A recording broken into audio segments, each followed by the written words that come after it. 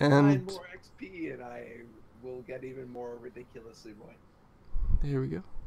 Hello, everybody. It's week 5 of the Phoenix Files. Got a great show for you planned today, but to start things off with, what happened last week, fellows?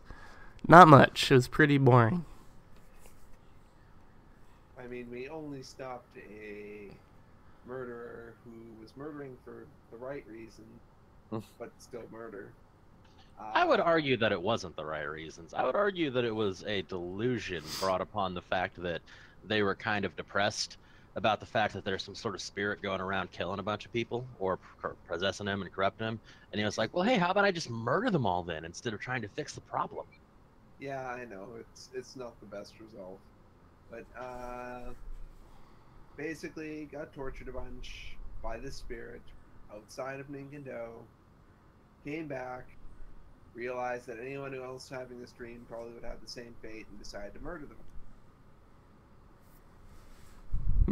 And in the end, he blew up.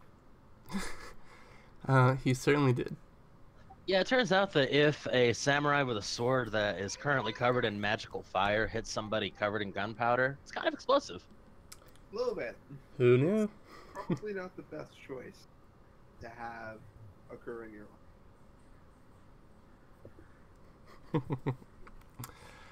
And with that, we begin today's session. The lot of you are currently sat before Asako-Jun, your boss, as you guys have just begun, or just really ended wrapping up the last 2 sessions. I guess 3 sessions. It's the last time you guys were in Kitasawa. Oh, hey, real quick, we were gonna try and follow the road. I know what's happening. Keep your pants on. So you guys are filling them in on the strange powder and this clinician who got taken up by magistrates, and then there's a serial killer who was trapped in the drum of dreams. That's what I was gonna say. The realm of dreams. He could turn invisible. There's gunpowder. It's crazy. A lot's been happening, but he very patiently sits through it all, takes some notes, nods, and you guys are like, he thinks we're much less crazy than that Emerald Magistrate did.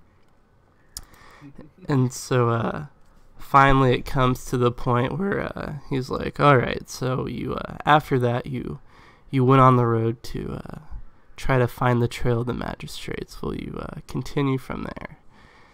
And so for that session of today's debrief, I actually have a handout that I'd like you guys to read. Sort of like a script. And I'm doing this acknowledging that having players read from a script is probably, like, there's no better example of how to take agency away from your players.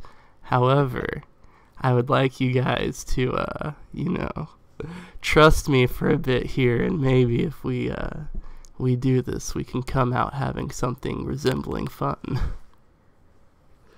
Does that sound all right with everybody? Sure. I am perfectly fine with it. Sure, that works. Okie doke. So I'll read it with all the skill of someone hosting the Academy Awards and reading from the teleprompter that they've never seen before. Perfect.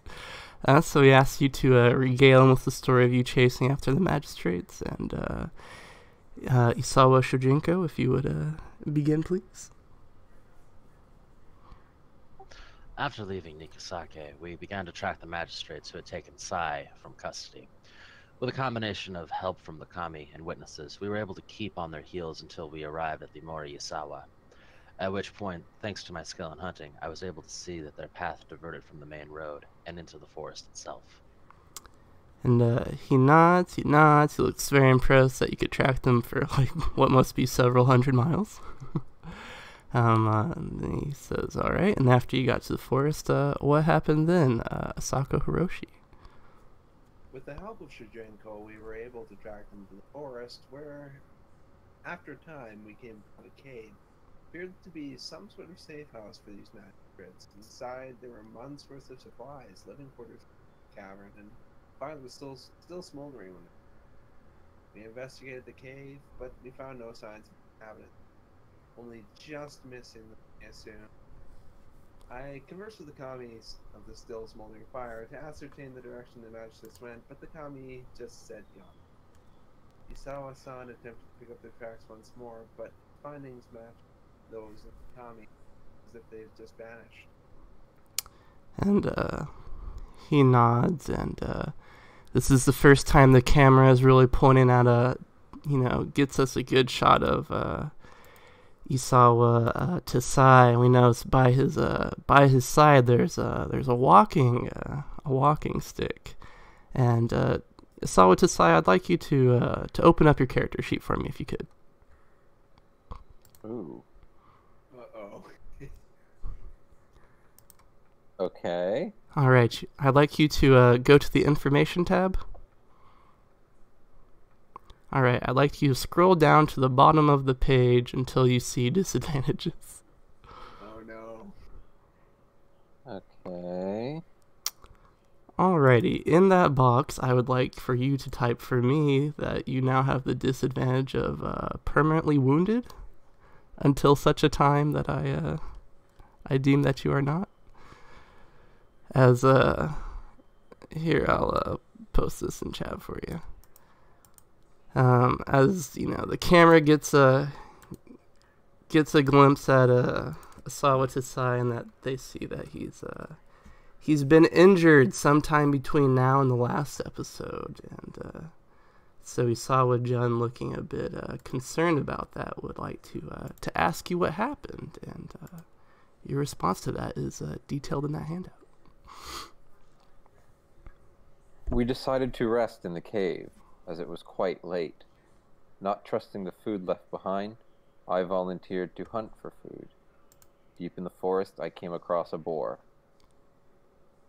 Arrow fly. Unfortunately, my attack enraged the beast, and it charged me. I was gored by the beast, but was able to slay it while taking the wound.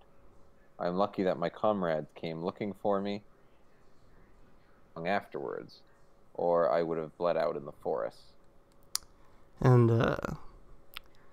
Asako-jun nods his head, and he there seems to be some weird discrepancies in these in these reports, like Asako Hiroshi talking to a fire kami, or Yeah, I noticed that too. But he nods, he looks at all of you and he says, so is that what happened? And, kind of in a monotone, at the same time, all three of you answer, yes. And then... Something's happening here.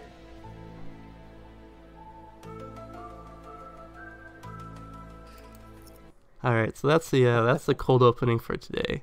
And now, like magic, you guys have your agency back. And so, as you are giving a debrief for the last three sessions to your boss, are there any questions you'd like to ask him while you have his attention?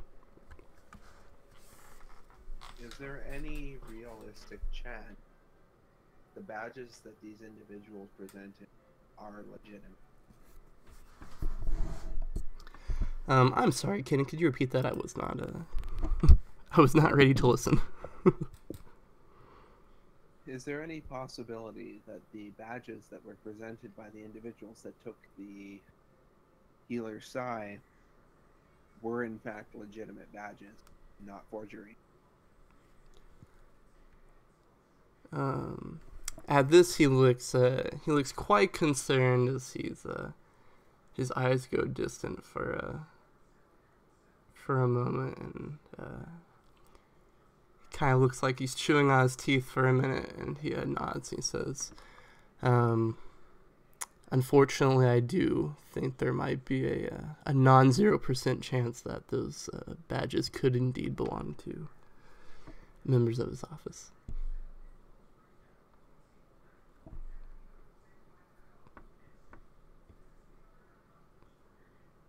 Though they wouldn't belong to any present-day members.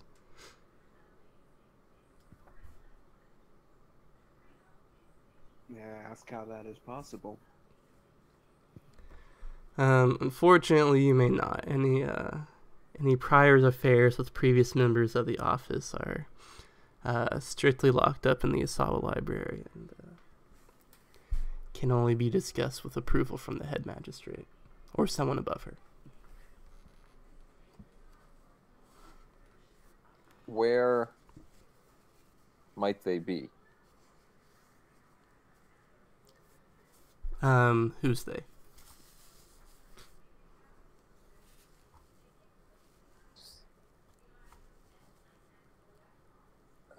Acting with papers from our office. Identifying themselves as from our office. Oh, I'm sorry, Josh, you're kind of like breaking up for me. Can you repeat that? Sure.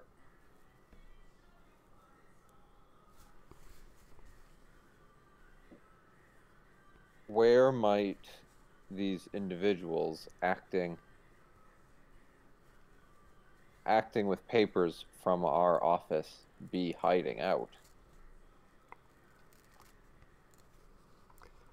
Well, according to your report, they had a safe house with lots of supplies, so it seems that they were ready to camp out somewhere for a while. Maybe while the heat died down, so perhaps they traveled to another one of their safe houses if they're able to, to procure badges from this office. Maybe they have more extensive resources than we believed.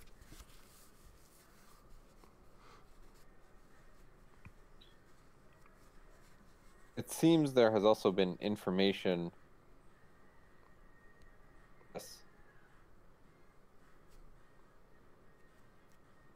its way to other ears. Do you know how that could be happening?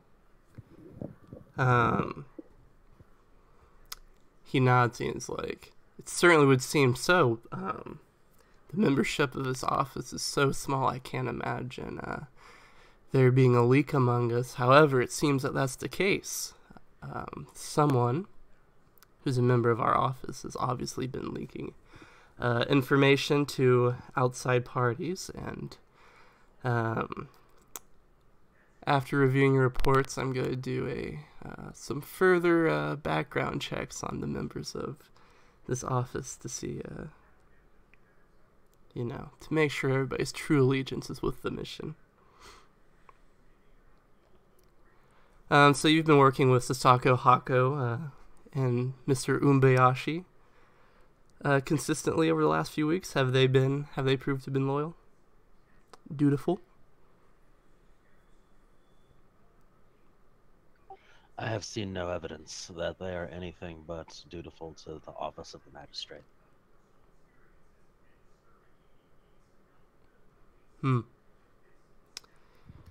I would have to agree. Hako especially seemed very enthusiastic the moment that she actually had duties that were within her scope to perform. However, there is information from this office being leaked outside of this office.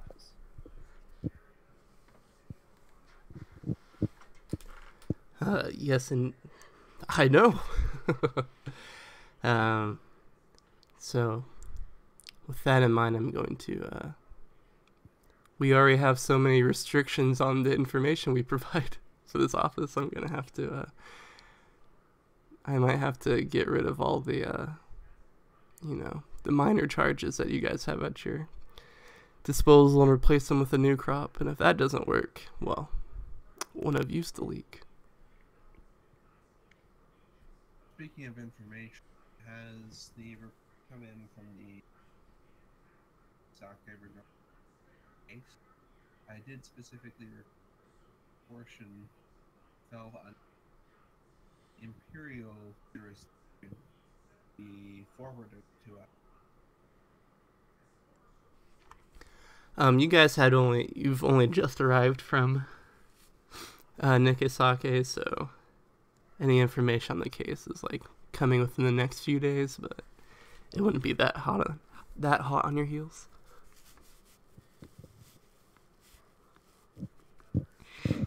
But she seems to be cooperative. And also, if you look at your case files, they've also been updated to the current. I didn't actually notice that. One other question, though, regarding the healer for this particular magistrate's office. Has he been apprised of the nature of the medicine he provided us before leaving for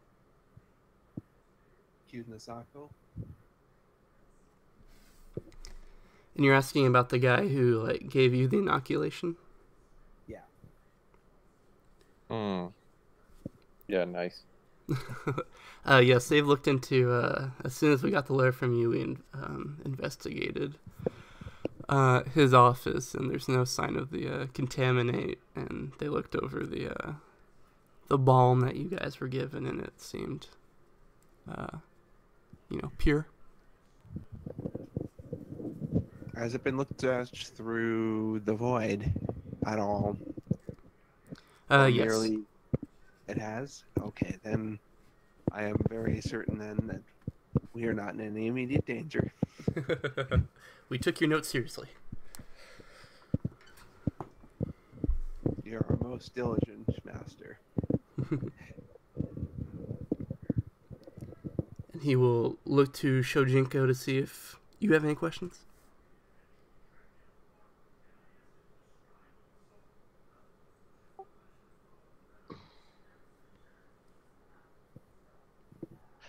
No questions. No, not at this time.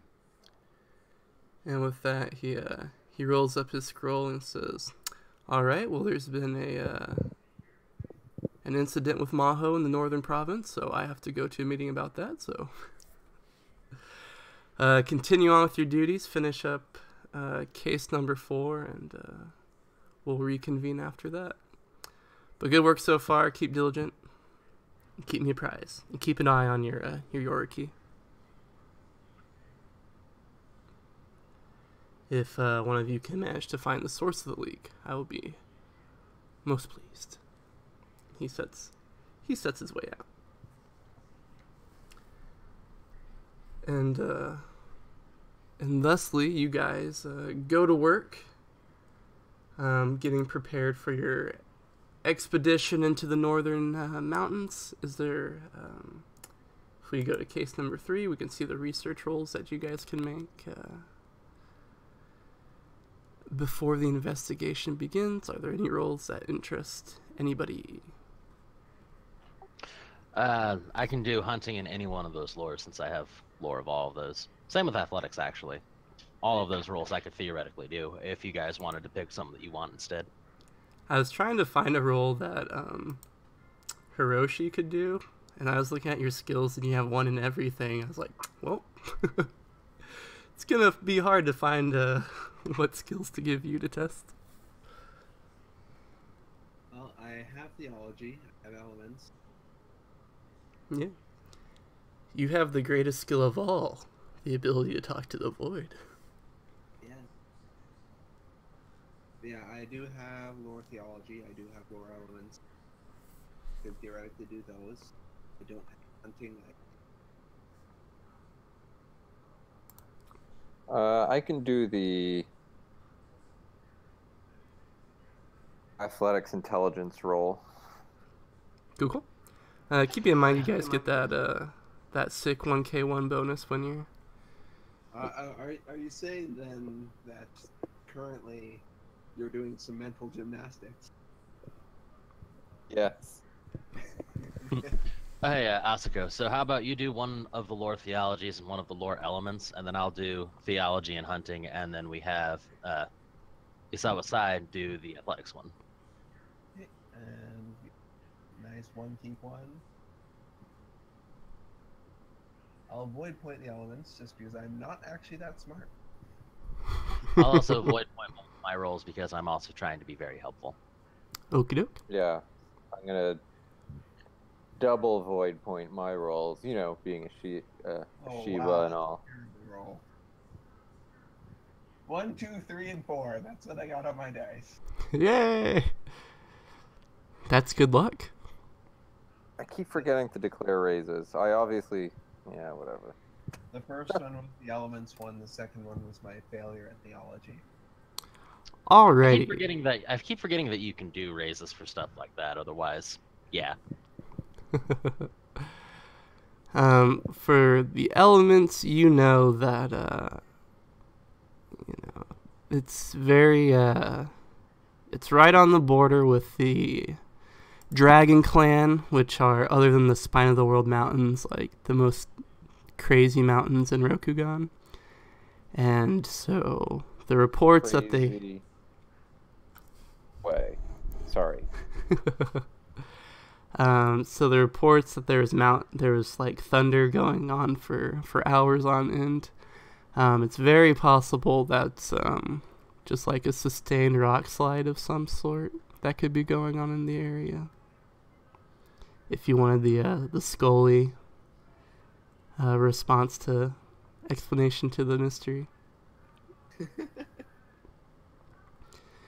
For the theology, you just can't find anything about this monastery up in the mountains. They're apparently pretty obscure, and so, unfortunately. However, Isawa Shojenko is just all too happy to talk your ear off about the Order of Osana Wo. But Osana Wo is one of the very early fortunes. I think he might have been the first human to turn into a fortune. Don't quote me on that. But he was the son of Hida, right? I said with such confidence and lost it immediately. Yeah, he was the son of Hida. All right, he was the younger son of Hida, and his much cooler, better brother founded the Mantis clan, but that doesn't matter. He abused women until he finally found a wife who he couldn't break, which is crappy, but so are the crabs, so there, I said it. Anyway, he's a great hero. He defended Rokugan for many years, and he became a fortune when his son, his murderers were actually you guys. The Phoeni-X were his murderers, and his son came to I believe it was Shiro Shiba, and they wouldn't allow him to seek his revenge, and so he prayed to his father to allow him to bring his murderer to justice. And from the sky, a lightning bolt came and hit the gate of Shiro Shiba and blew it open. And from that day on, Osana Wo was a fortune. He's the fortune of thunder and fire. His monthly order is very famous for having Sohi monks, which are the warrior monks. And they're very famous for like very brutal physical trials on themselves, so the monks are often scarred and very muscly and pretty scary people. So there you go.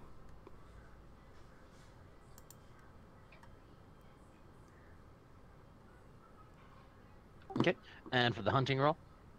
For the hunting roll... Okay, so...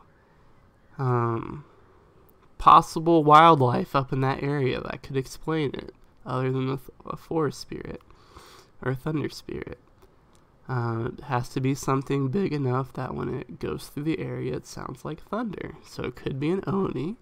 It'd be very weird if it was an Oni that far north, but it could escape from a Shugenja or something. It's probably not a Phoeni-X, because that would just destroy all the plant life in the area by catching on fire. However, you have heard that in those mountains, this is mainly a thing of the Gaijin that live in the north, but they do come down south into the Phoeni-X land every once in a while, are the like giant 30-foot wide like hawks that reside in those mountains. They're so big that the Gaijin like ride them like mounts, and it's very possible that one of those things has gotten into the area, and that could explain the sound of thunder. Yeah. So it's crazy in that way, Josh. It also could be a worm, but you guys aren't entirely sure those exist, so. And for the athletics intelligence roll, you managed to map out a good path up into the mountains, because it actually is a pretty arduous journey up that far north into the mountains, and it's gonna require some effort to get there. However, luckily Asawa Tasai is an experienced mountaineer and is able to chart the path for you guys pretty adequately. Any questions expanding on that information?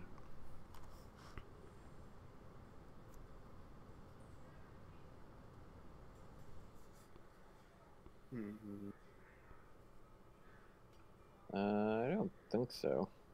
Cool. Then we're gonna skip. By worm, you meant like WURM, I assume? Yeah, sure. As in a giant scaled worm, not as like a small dragon is what he's asking, I think. Yeah. Well, they can be either up there, so it's fine. I mean both. The art is very inconsistent about what they are.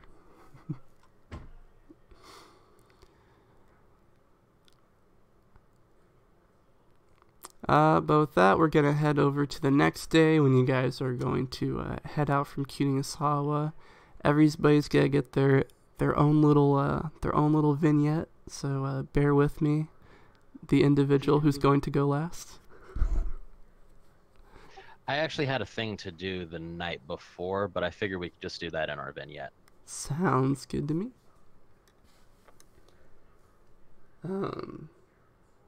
So we're going to do this in order of people waking up in the morning. So of course, Asako Hiroshi, the ever diligent monk to be, is up bright and early in the morning. He's meditating in the garden of Asako Kyuden. Nope, Kyuden Asawa. And as you are communing with nature and just really trying to calm yourself for the adventure to come, someone just has the gall to interrupt your meditation, and this is your Tensei, the fellow. You've been able to learn from him a few days, but unfortunately you've just had a very busy schedule this spring and have not been in the dojo as much as you were hoping.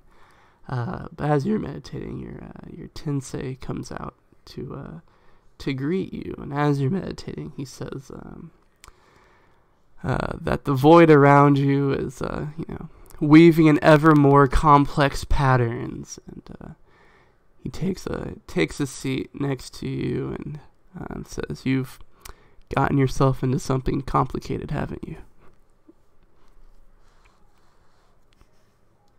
You cut out after you've gotten yourself into something. You've gotten yourself into something complicated, haven't you? It would seem so. I have seen things that, upon showing to my earlier sensei, even he has not seen before. And he nods. I would not wish you to break the silence that you owe to your office, so I will not ask that of you. However, as your sensei, I feel it's my duty to help you navigate through the world, so long as you're under my charge. And so, is there any way you think I can assist you in this matter?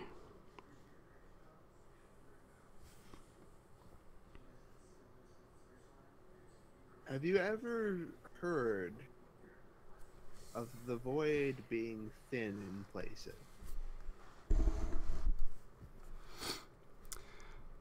Thin, like Like not at all, or thin? No, not entirely absent. Much like a very old kimono's. It may still be a kimono, but the fabric is so thin that one might not consider it a worthy garment anymore.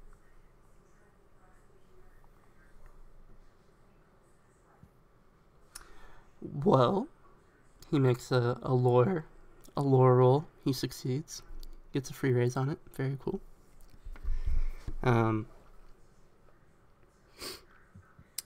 In my youth, I spent some time with the Kitsu family of the Lion Clan, and I will admit that there was one point where I was able to sit in on one of the ceremonies in which they commune with their ancestors. They're able to summon their ancestors from the realm of heroes. And Kitsu performed a spell that, opened some sort of rift in reality that allowed the ancestor to travel through the realms.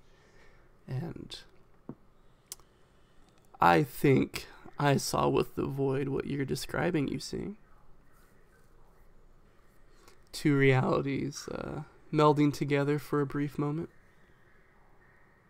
It is not precisely the sort of thing I meant, though perhaps what I saw was some form of unknown spiritual realm.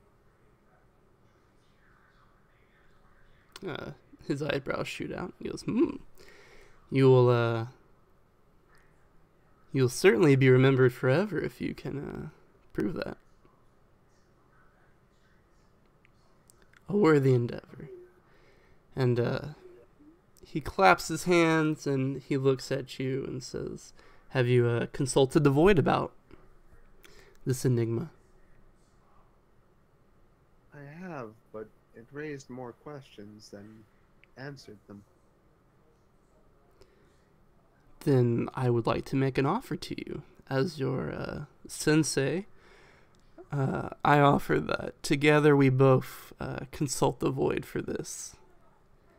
And perhaps with me guiding you through the void, we can raise more clarity than you can by yourself.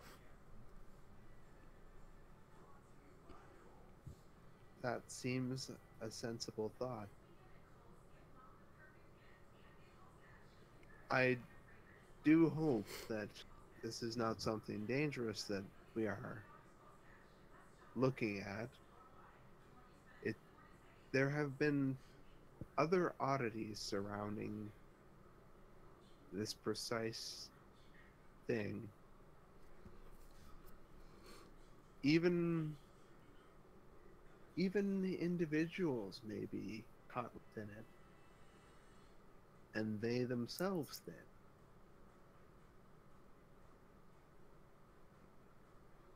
thin. Vexing.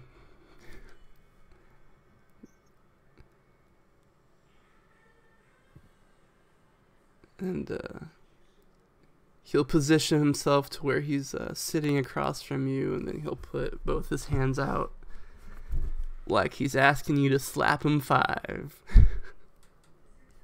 Hands to hands. Alrighty, why don't you commune with the void, and you get 2 free raises for clarity as he's helping you parse through infinity. Let me see. Where are we? Strengthen void. That's too far.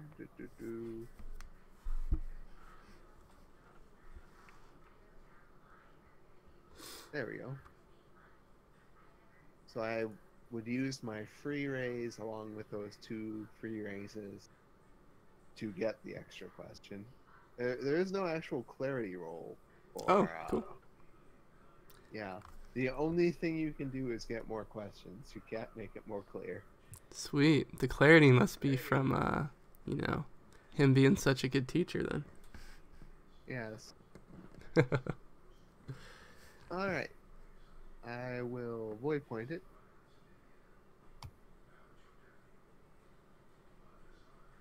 Why are you not rolling? The void does not wish to commune with you this day. Holy hell. Never mind, it's really into it. It really likes the idea of talking to you.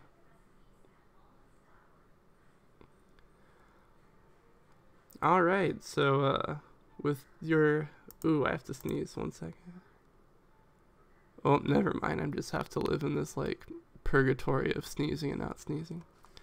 Oh, I absolutely hate that, where you fail to sneeze and you just are felt with the need to sneeze. You just feel the need to sneeze for a good half hour afterward. Yeah. But the sneeze never comes. It never comes. And you know, as you're meditating with your master, that's what it feels like to enter the void and ask it for information. It's that exact feeling.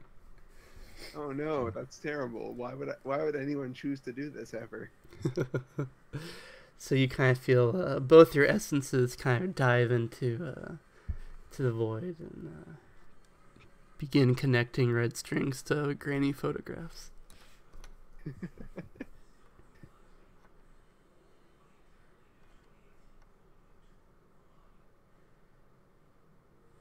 Well, I suppose the one thing I most want to know is how this substance is connected to that strange person I saw in the town we met back up in.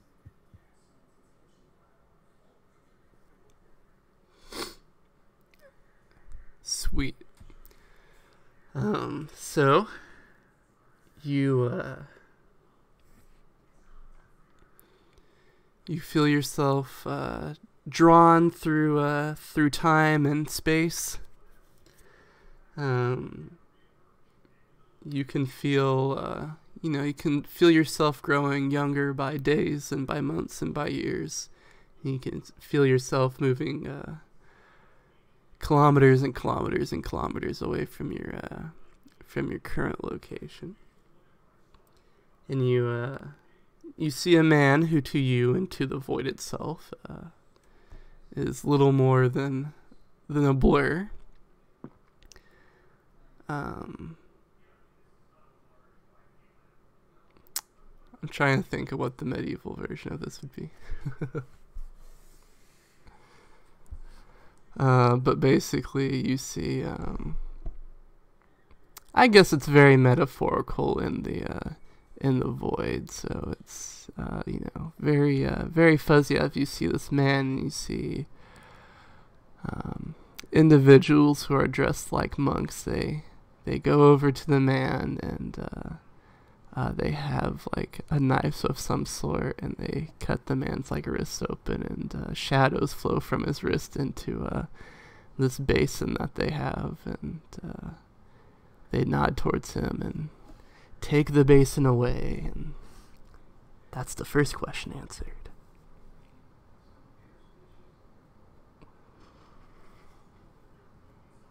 Oh, now I want to follow that basin. Sweet, let's go through the entire manufacturing process.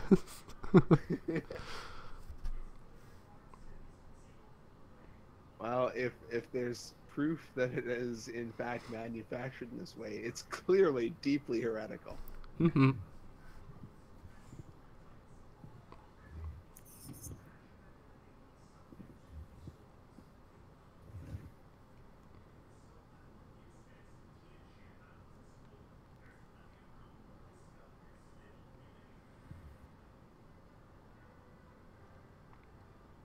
So is that actually your second question? Yeah, I think I'd basically be trying to see what became of this substance. Sweet. So the void like tries to pull out from the scene. Oh, that was a bad sentence. Tries to disengage from the scene, but you're like no, and you will the void to, continue as your dual consciousness follows this basin as like turning the page in a book, we see many containers of like ginseng and other Asian sounding vitamins, frog lungs, you know, alchemy. And this basin is kind of refined over several different processes. Like they heat it up, they do this, they do that, until eventually it's like a fine, like obsidian colored flaky substance, and then they pour that into a mortar and pestle, and then they put in all the ginseng and other nutrients into it, and then they take the mortar and pestle and they crush it until somehow it goes from black to a brilliant white powder. Then the powder gets poured into a bamboo container, and then a lid is placed on top of it, and that lid has a blue lotus on top of it. Now, it may have seemed like a waste of a question, but now I have a definitive link that proves that if I see this man again, in whatever strange form he is, that he's clearly acting contrary to the truth. Mm-hmm.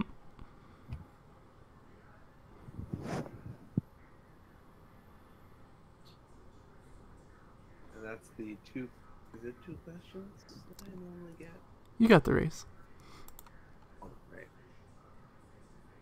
So, let's see.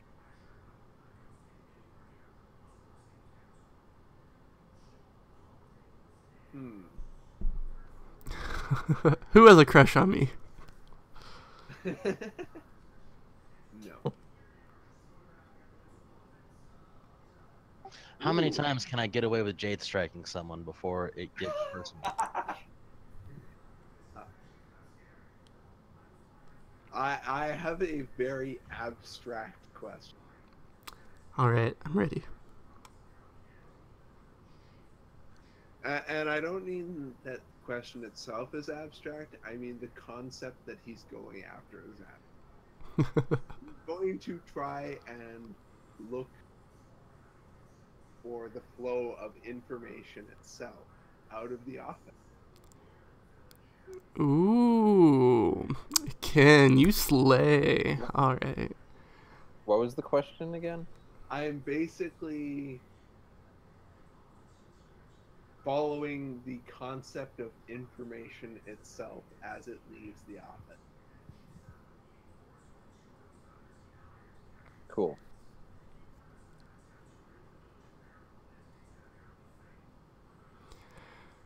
So you see,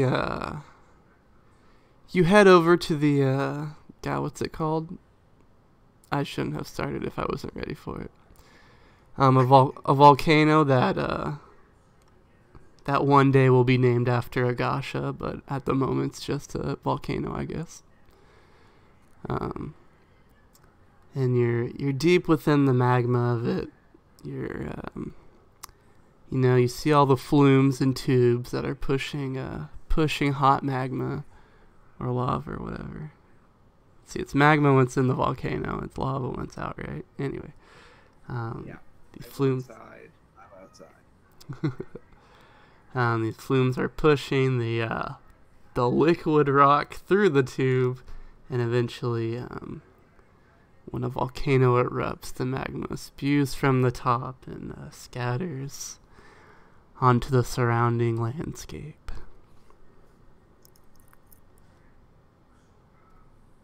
Do I see any side vents? You see 2 side vents. 2. Interesting.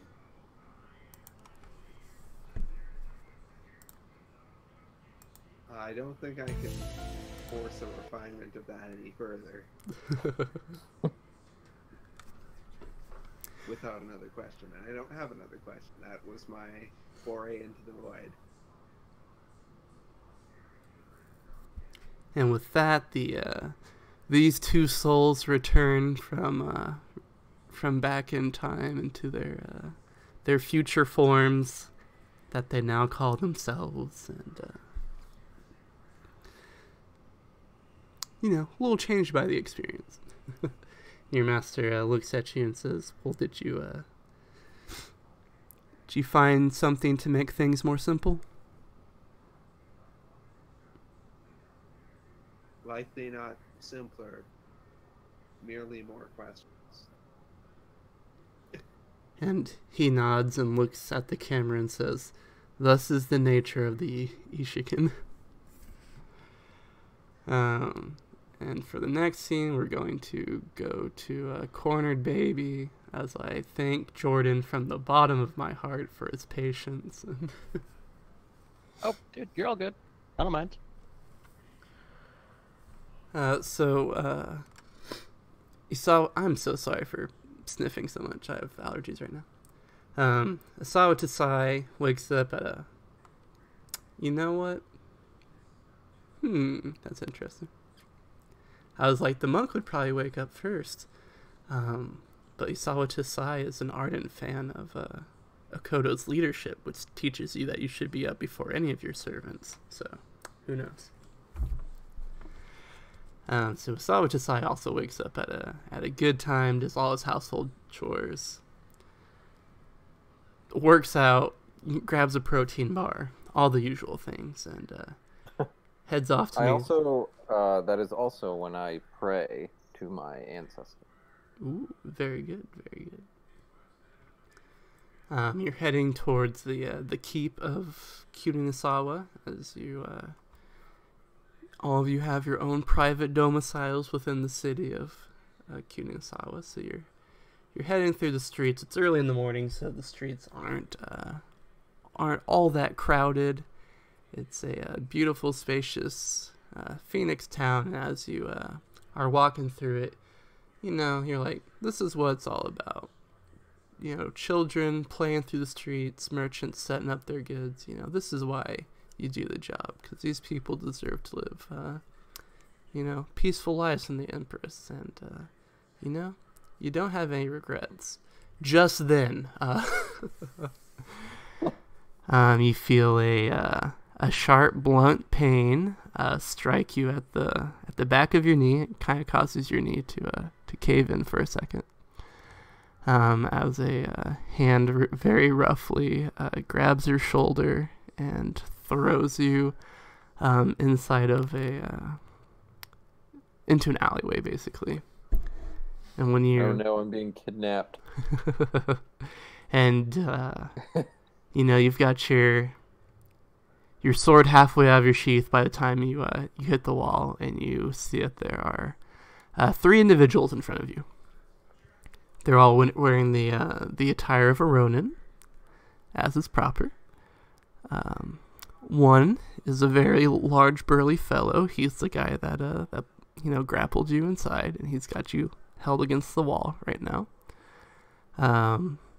The second is standing kind of off from you guys, and you give her a weird stare. And you realize you can't actually, there's a busy street just a few feet away from you, but you can't hear any pots clanging or merchants talking. And then you think back on your training, and you're like, I know for sure that this is a spell. So you're in kind of a bubble of silence right now.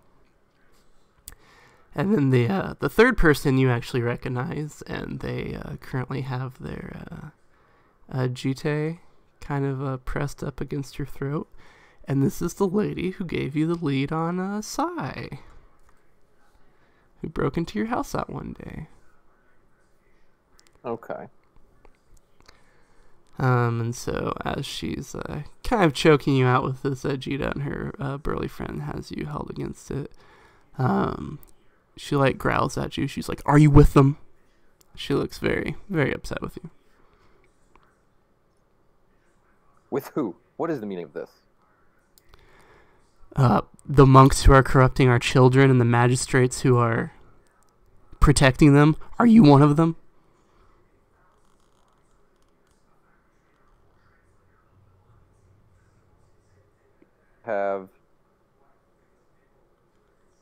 Sai apprehended, who set her free and escaped with her? She, you know, a very, like, for all the anger in her face just vanishes. And she takes the Jita away from your throat as she sighs and rubs the temple of her nose, and she says, I was hoping that you were a traitor, as that would be less of a blow to my ego, but I'm upset to discover you're just incompetent. And she sighs and she looks at you again. She says, I gave you Sai on a golden platter, and you alerted the enemy to her location? Or that we were onto her? I'll turn to the bigger guy and I say, unhand me. I am a Phoeni-X magistrate. He'll look at the leader and she'll nod, and he lets you go.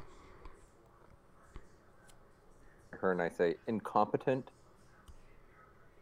We had her arrested. Set free not by me.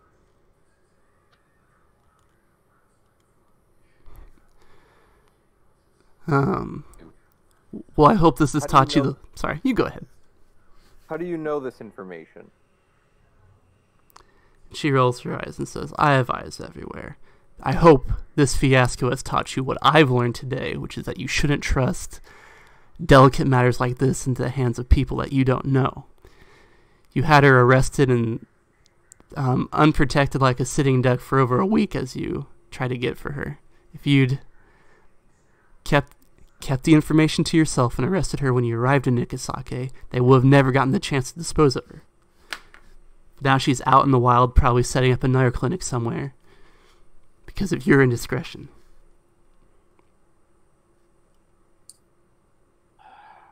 I am a Phoeni-X magistrate. I have to protect the people of this clan, the Empire. I did what I had to because she posed an imminent risk. I myself to you. Member of Office 34.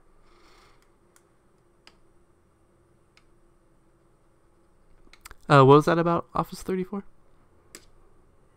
Are you a former member of Office 34? She waves her hand dismissively at that, and she just says, no, I was never a member of your office. As I said in our first meeting, I'm simply a concerned citizen.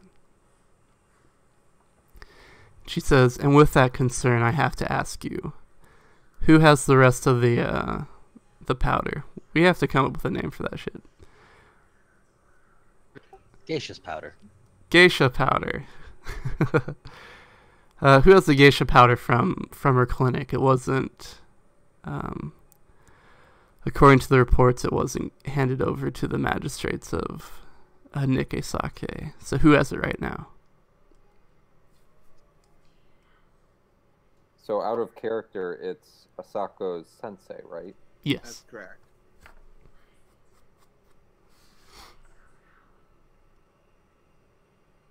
Safe. That is all you need to know. Yo, no one is safe as long as they have that powder. You've already caused enough trouble. Help me save someone's life and get them out of a dangerous situation that you've put them in. You know its name. Geisha powder.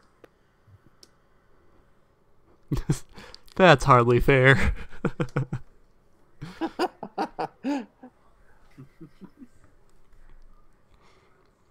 Yes, I knew Sai was the one distributed it. I gather information on these people. That's what I do. So help me do my job.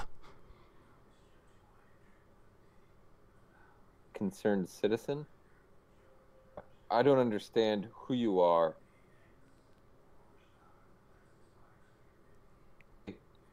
I'm leaving. Talking about is classified. The big guy tries to stop you, but she like puts her hand on his chest and she's like, "Fine. When your contact ends up dead because of you, then maybe we can begin to pursue a peace." And with that, the three Ronins start to head down the alley with each other.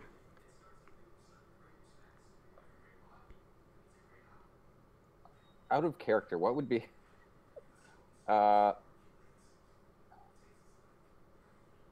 this woman to a duel? Would there be like, could we just duel in the streets? Traditionally, when it comes to duels, you have to get permission from your lord in order to do so. Even though they're not to the death, generally duels do not happen at the same time, unless passions are high, in which case it is an illegal duel. There is also the complicating factor that the one sides of Ronin. Typically, it's considered a lot less unacceptable after the fact for a clan samurai to challenge a Ronin. Unacceptable? Generally, but it would be less unacceptable due to it being Ronin rather than clan samurai. After all, Ronin are dirty people that have no honor. Yeah. The idea is like you'd be lowering yourself to like be bothered by what a Ronin's saying about you. As she's leaving, I say, "You know what? A duel. The terms being, if I win, you tell me how you get your information about Office 34.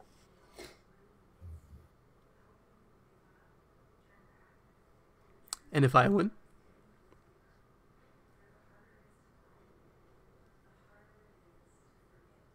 I shall cooperate with you more fully."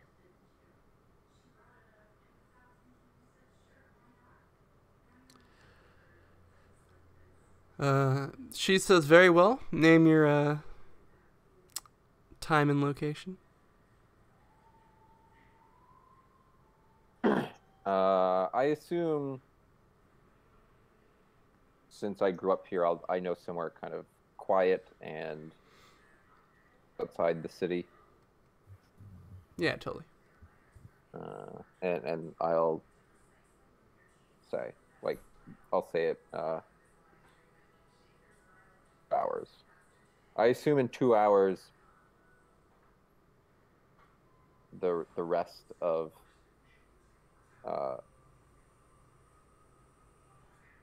Shujenko and Hiroshi will be there at my office, at our office. Yeah, in 2 hours you're set to like leave the city and begin your investigation. Yeah, so we'll be delayed a little bit. We were, of course, we were busy along the road, stuck in fervent prayer to our ancestors. Yes. Clearly, you cannot judge us for taking the time to ask for our ancestors' guidance when we should be walking, could you not? Of course not. Seen every shrine on the way there. She goes, "Very well." As she throws a hand out and disappears down the alleyway. Storm off in a huff.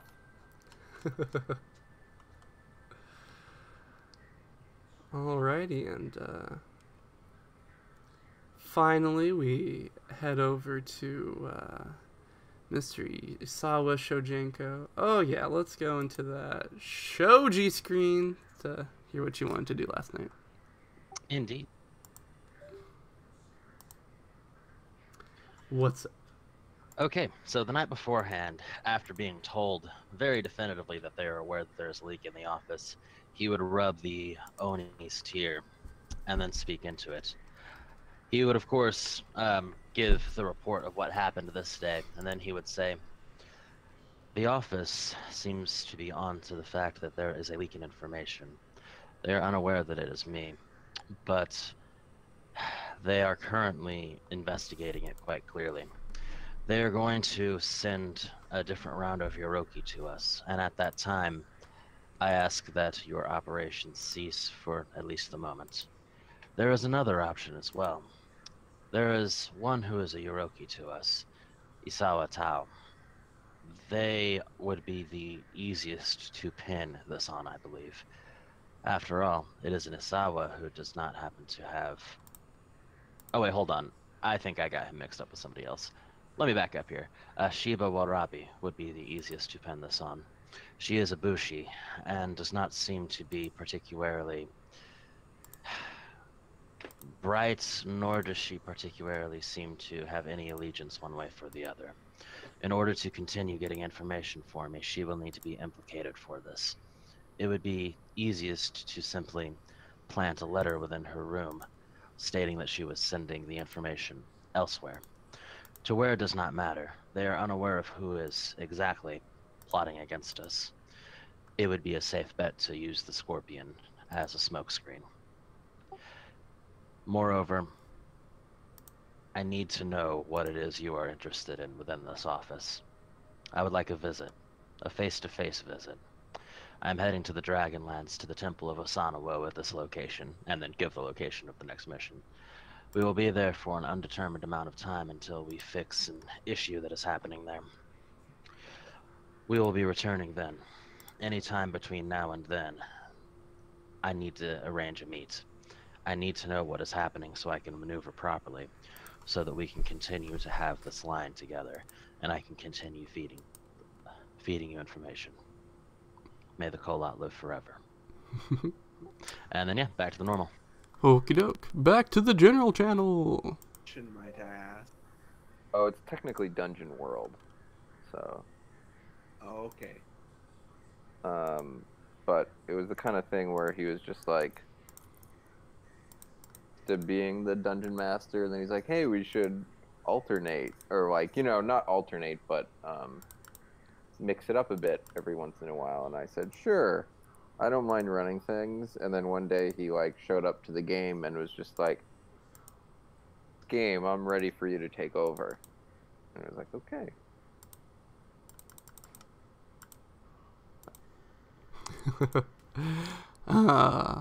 With that, I don't think there's any smooth way to transfer, so.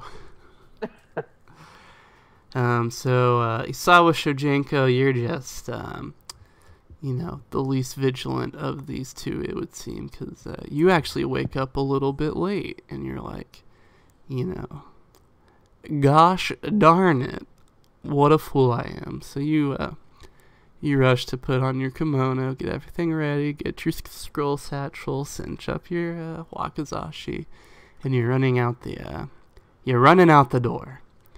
And as you are running out the door, I'm suddenly hit with the fear that I haven't been streaming this entire time. Thank God I have been. I would have killed myself.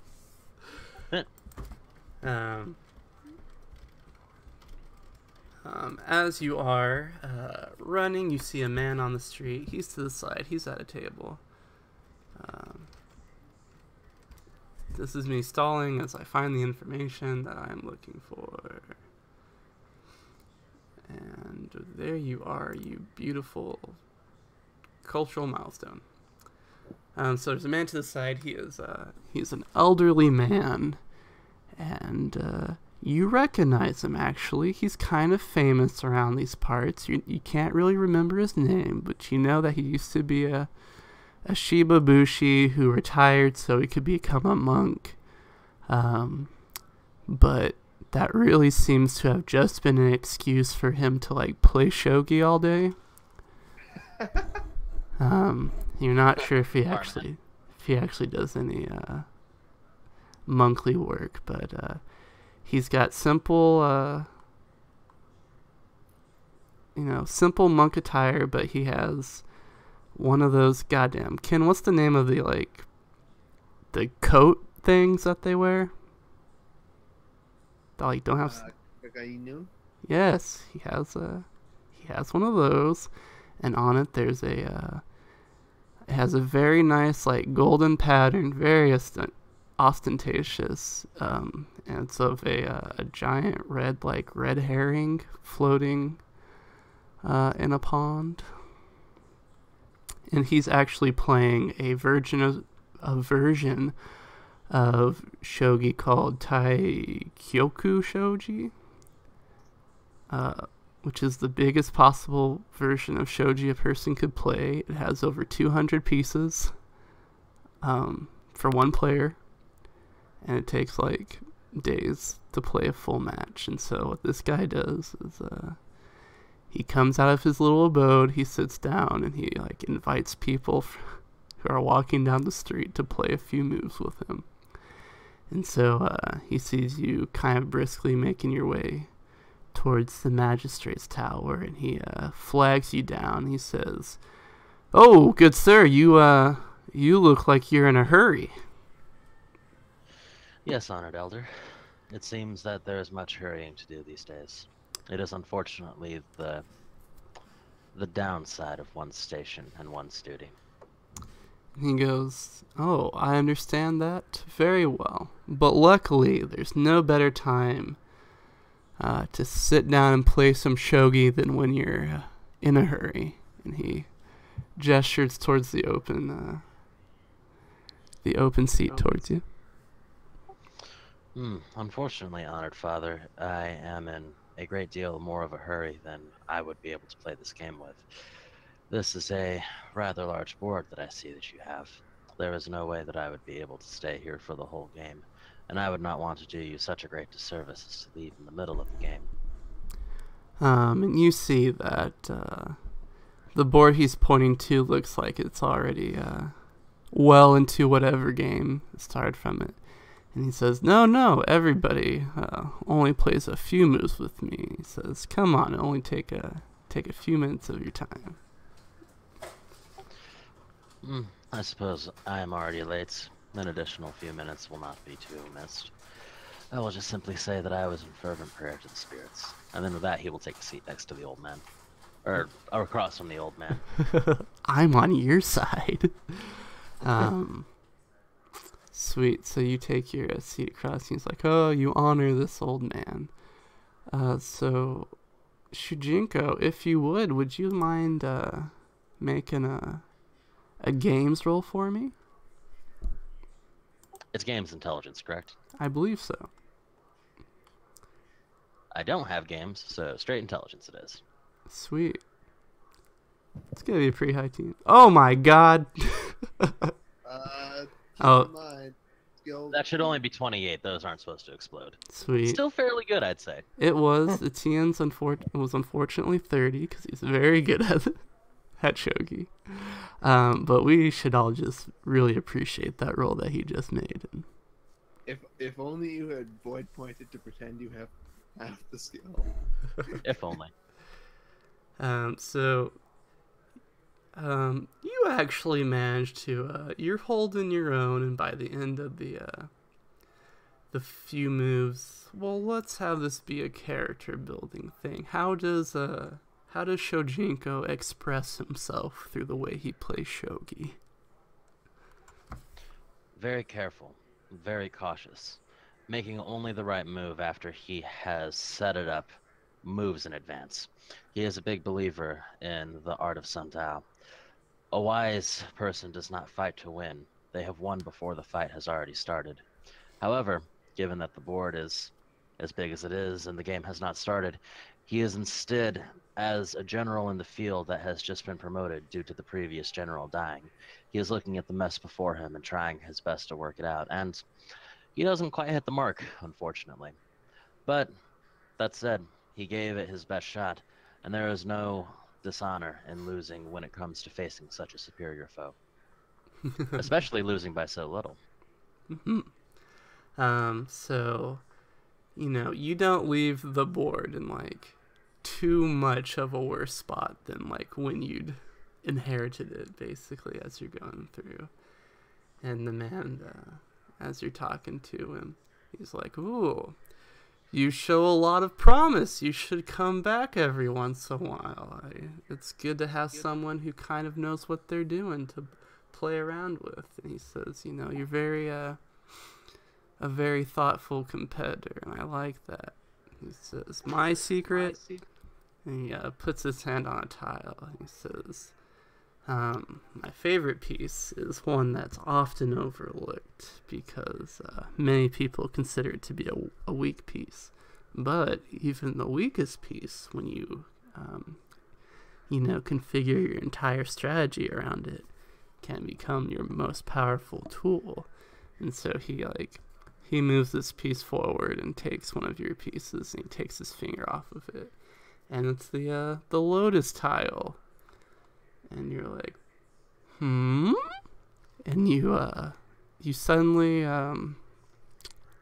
have like an itching at the back of your head, like you're remembering something you shouldn't.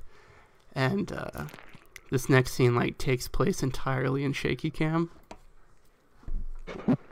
So you're in a forest, and you're next to two Phoeni-X magistrates that you recognize, and you are not making a hunting roll because on the horizon you can see smoke, and you're like, it's very easy to track stuff that makes smoke. So you're very, however, like a hunter, you're being very, not stealthy, because that'd be dishonorable, but, leery not to upset your prey. Cautious, there we go. And you're kind of in the bushes. It's just outside this cave, and outside this cave you see that there are 3 individuals sitting at a fire. There's 2 who you would describe as also being Phoeni-X magistrates, and then there's a lady in her mid-40s who is kind of in a monkly type outfit. And you look at your compatriots and you're like, give kind of a thumbs up. And they're cooking something on the fire, and this the lady in the monk outfit, she kind of gets up to stoke the fire, and so when she does, she turns her back towards you as she's putting a stick in there. And you see on the back of her clothing there's a blue lotus, and then the blue lotus on her back, kind of melds with the boop-a-doop lotus on the tile that the man's pressing forward. And he nods and he says, and that's how you play shogi. And he looks at you for a moment, and you're like, are you okay? You look like you're in quite the daze. Indeed, that is how it is played, Honored Father. It is true that even the most small and insignificant piece of anything can turn out to be of much greater value, more along the line. I have been sworn to secrecy with my duties, so I cannot tell you specifics, but I can tell you that the thought process of looking to the smaller details, looking to the finer bits of evidence, looking deep within something and seeing its most minute details, those are what solves these cases. There is no such thing as a truly massive and truly monumental break in anything that we do. It is rather a collection of small things all brought together that paints the picture. Mm-hmm. It seems that you are painting the board, Honored Father.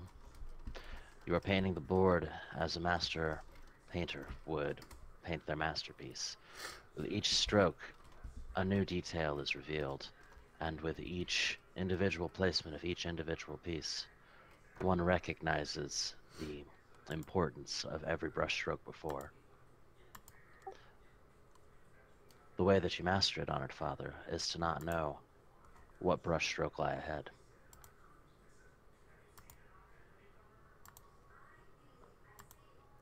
Yeah. He nods. Very sagely of you. Oh, I almost made a terrible mistake on the game board. That's the GM saying that, not him. Tell me, Honored Father, how long has it been since you have met a worthy opponent in a game of shogi? He's like, well, 4 years. I 4 years ago, I competed at a tournament in Otosan Uchi and made it to the finals, and unfortunately had my derriere kicked to the curb. I haven't had the gumption to go back since, but I would ask that you reconsider, honored father. It is only in defeat and adversity that we can learn and grow. Tell me, after you were kicked in the derriere, as you say, I imagine you spent some time reflecting on the failures that you had presented in that game, did you not? of course, every day of my life. And as it stands, you have learned from your mistakes, and you have learned how to become wiser and a better player from it, have you not? I'd like to think so. Honored Elder, you should always strive to be the least skilled person in a room. That is the easiest way to rapid advancement, and that is how you learn the more. And with that in mind, and with how much more advanced you are than I shall endeavor to come by whenever I have the chance and learn lessons from you. Haha, excellent. Then I look forward to teaching you. And because unfortunately the whisper option, there's 2 Isawas in the room, would you go behind the shogi screen for a quick second? Yes. This dude's totally cool out, right? Yeah, you also have a handout that he slid you on the sly. So, enjoy reading that. Boop.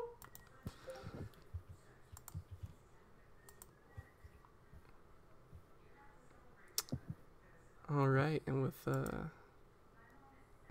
he's just very, very enwrapped in the, alright. And with that, that scene coming to an end, oh shit, I was supposed to be making a duel list this entire time. Oh no. You could also just do the normal basis here. Reflexes, awareness, void 3 with 2 or 3 in Aijitsu, and then call it a day. Unless they're extremely skilled, in which case bump those up accordingly. Maybe. So you guys finally arrive. You know, some mornings more productive than the other, but your Yoriki haven't been told that they're all fired yet, so you get to break that news to them. But they've, you know, got your traveling packs ready, and you know, Umbayashi's there, chilling on a tree stump, not saying anything. Classic him. And so, you know, they're waiting to hear which of them will be accompanying you to the mountains on this trip. Who arrives first? Out of you guys, it was Asako Hiroshi.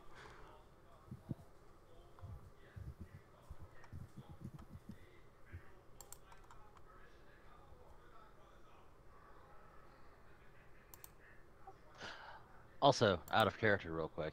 Given the permanent injury of our fellow Isawa and my extraordinarily high medical skill, could I make a proposal that I could make a medicine roll upon him, and if I roll extraordinarily high, like, let's say 50 or above, I'm able to cure such mangled wound? I will hear no such proposal. I am an angry god. The last time I saw something like that happen, someone cured the destroyer plague. You have no idea what Isawa Shujinko is capable of when it comes to medicine. I once rolled a 78 on a 6K3 before, so it's possible. Oh wait, yeah, so that's gonna mess with my dueling, huh? I'm gonna get a -3 to everything.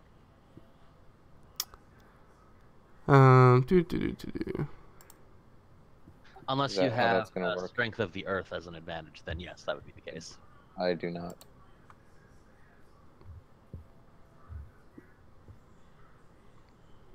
Haha, get wrecked. But yeah, that's the case.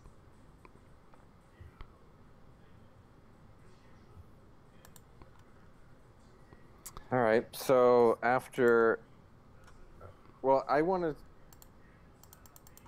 I guess I'm going to wait to see if Sako does anything with the Yojimbo. Yeah, if I'm not on the scene yet, then I can't say anything. But if I am on the scene, I'll say, who wants to tell them the bad news? I clearly missed something somehow. We have to fire all of our Yojimbo because there is apparently a leak, and the Yojimbo don't know that they're fired yet. We have to tell them that. You can fire whoever you don't trust. I thought the head magistrate said to fire them. Yeah. I will note that there was not merely one. There's not merely one source of information leaking out of the office. The void has shown me there are two. That is most unfortunate, Asuko-san. If it were one, it would be much simpler to track, but two? As it stands, I'm uncertain of who could be leaking the information from here. There are very few magistrates within this office, and I trust all of you implicitly. There is.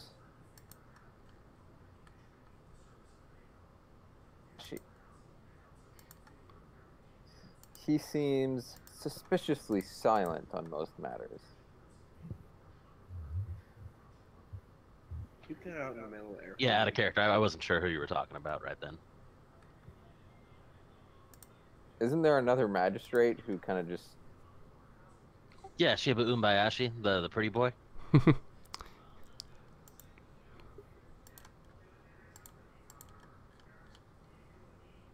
Yeah, so that's who I'm talking about. Shijinko will give him a glance over in his direction and then put a small frown upon his face and then say, "It is true that he seems to leave most of the cases to us. It could be that he is too busy gathering information. Then, that would be most unfortunate. However, if we are to investigate him in this matter, then we must let him believe that we do not know it is him. Because as you say, it is possible that it is not him, and it could just be that he is simply lazy. Out of character, or a GMPC, and they don't want to take over most of the game. In character. Regardless, leaks within this office are rather dangerous, I would say. I do not wish for anything to come from it, so we should keep an eye on Umebayashi. Do you believe it could be any of our Yoroki? As far as I'm aware, they have been nothing but steadfast within the execution of their duties. It's entirely possible, but at the same time, it is not necessarily the Yoriki that are leaking. It could be our office staff. It could be any number of people. Out of character, we have torturers as well, right, Etta, that come within the office to assist us in interrogating criminals if need be? Yep, they live in the basement.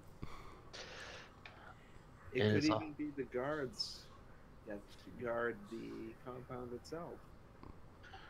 While I would be inclined to agree with you, Asuko-san, if it is our guards, then there is currently no place safe for us. And we should pay attention to the servants that we have within here as well. They clean everything. It is possible that many of them know how to read because with our enlightened clans ideas, we do teach our peasants how to read. It is possible that is the case. Regardless, we should do a full investigation at some point. I agree most thoroughly. I know not with certainty, I will note, that it is in fact two individuals leaking. It is entirely possible that it is one individual leaking information, but to two different parties. Ooh. That is true, Asako-san. There is also another... Oh, My I know. source of information is the void itself, which, compared to even the kami, is truly an enigmatic place to seek information.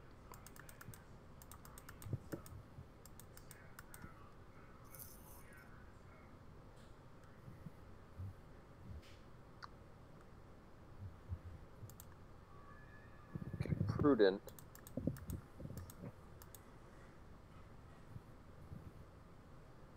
Take what measures we can now. Speak. Sorry, I dropped the spoon.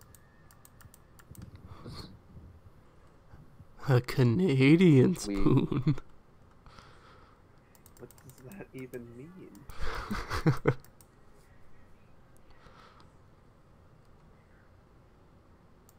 It's made out of maple leaves. I don't know. It's used specifically for maple syrup. I see.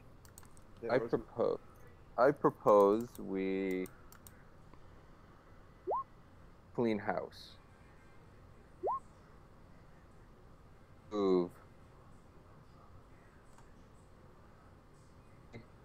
the guards and the servants.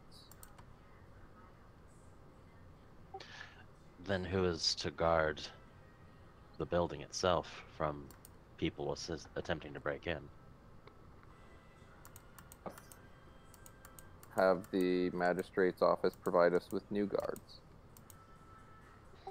Perhaps a standard rotation of guards. No guard at our post for more than, say, a week at a time. That would be a wise course of action, though I'm uncertain if the magistrate's office would agree to such a thing. There is an alternative manner of dealing with it.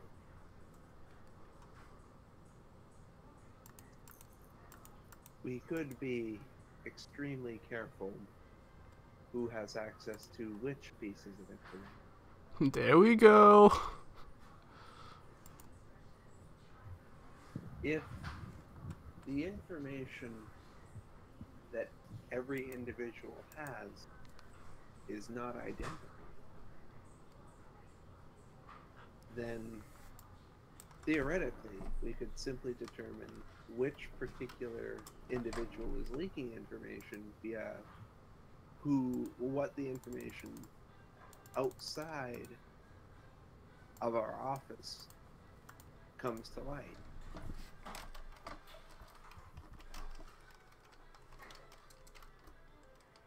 If we keep the specific Yuriki, guards, anyone who we might suspect, only apprised of specific pieces of not shared information, we will limit exactly who is suspect.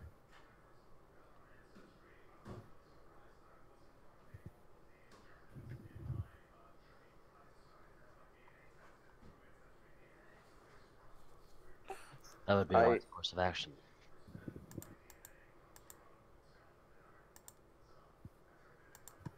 That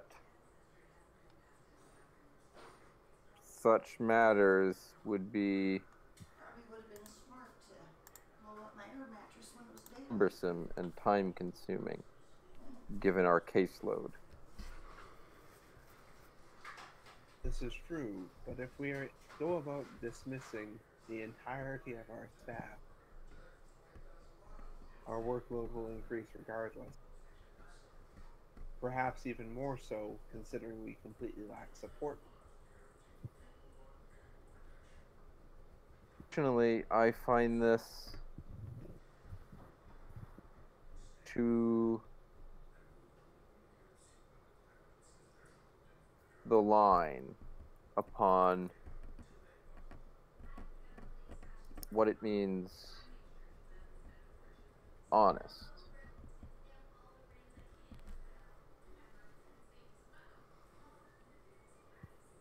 Which both of you would acknowledge as an important tenet of Bushido. Still to withhold or limit information. They could be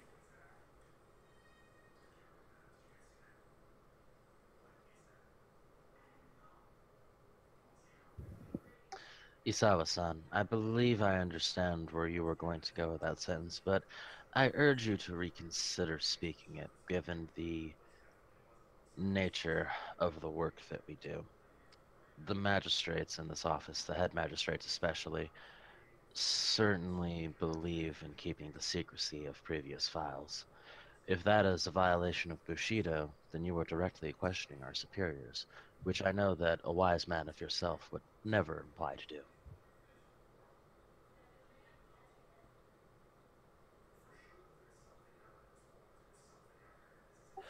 And I believe that honesty is important. I believe it, along with compassion and duty, are the most important tenets of Bushido. However, someone is breaking the honor tenet of Bushido by leaking this information. They are Not only breaking are they duty. Sorry, go ahead. I was just going to say, they are breaking honor, they are breaking duty, and for all of the harm that could be caused, they are breaking compassion as well.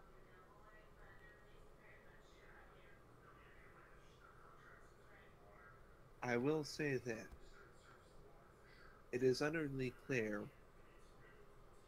that one of the two sources of one of the two pathways of information out of our office that is not towards our superiors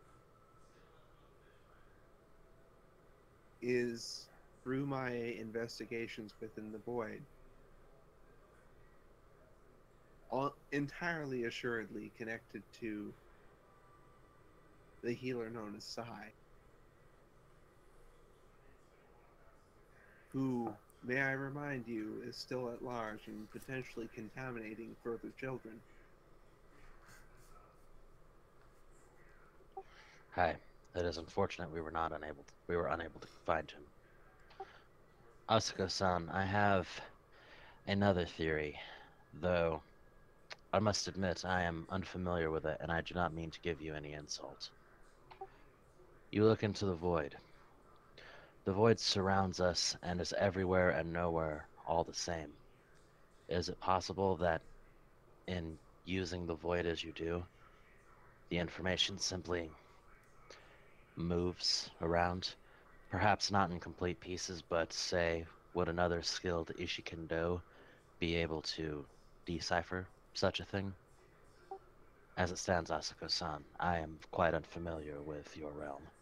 I am simply bringing this up as a possibility. I do not believe that you have intentionally harmed this investigation in any way. I wish to make that very clear before we continue. I will not take this as an insult, as the void is a very difficult thing to understand. It is not so much what, sir.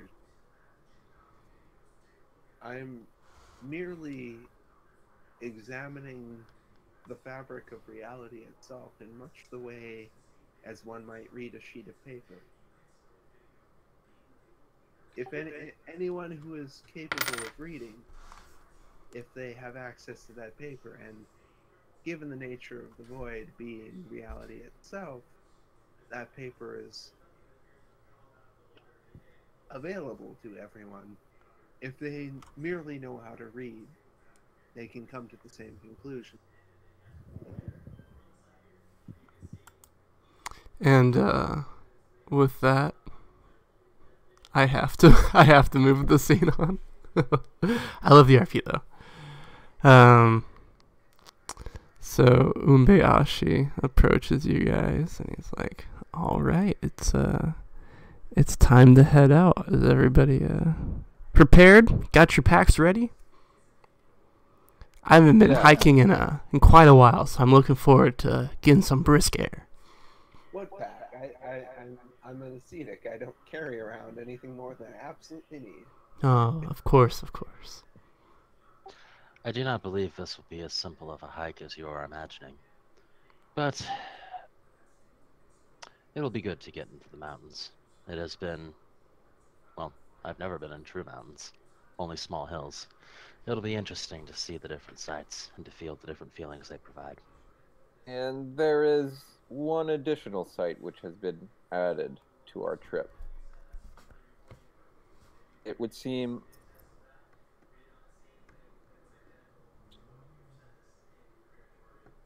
a Ronin who has threatened me with violence. Her to a duel. A Ronin has threatened you with violence, Asawa-san?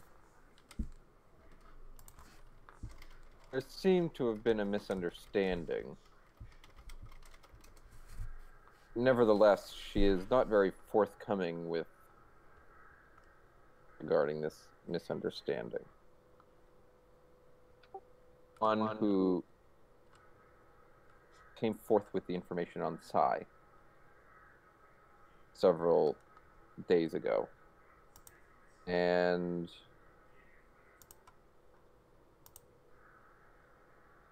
now,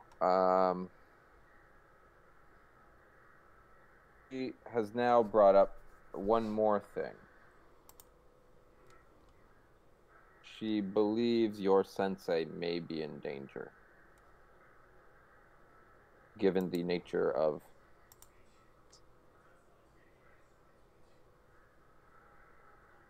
oh crap, out of character. What was the name of that powder? Oh, geisha powder, right? Yep. Geisha powder.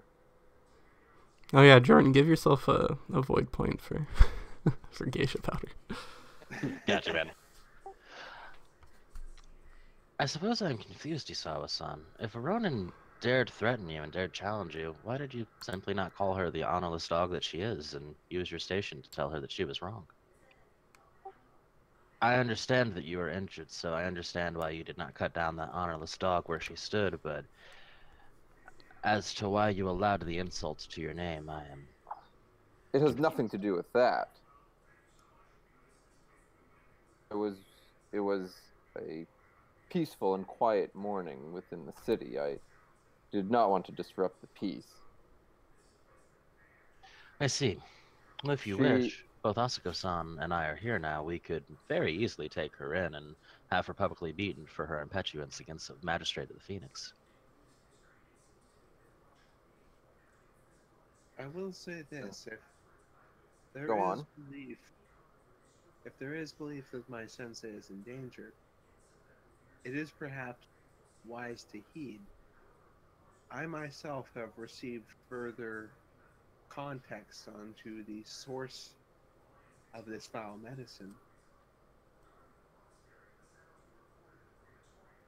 Do you recall me mentioning the strange man upon our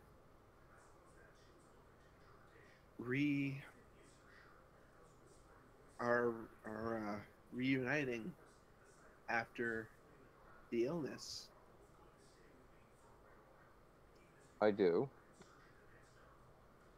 This man is much more directly the source of this powder than even I care to state without utter revulsion.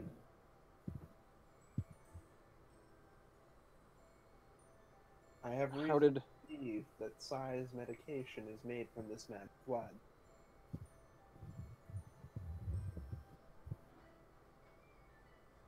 Telling.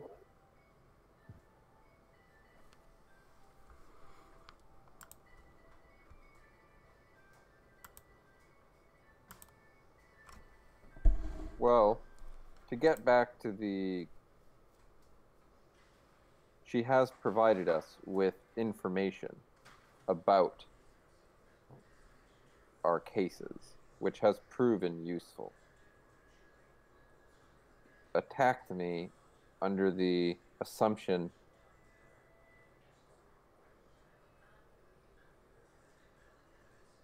part of a conspiracy to allow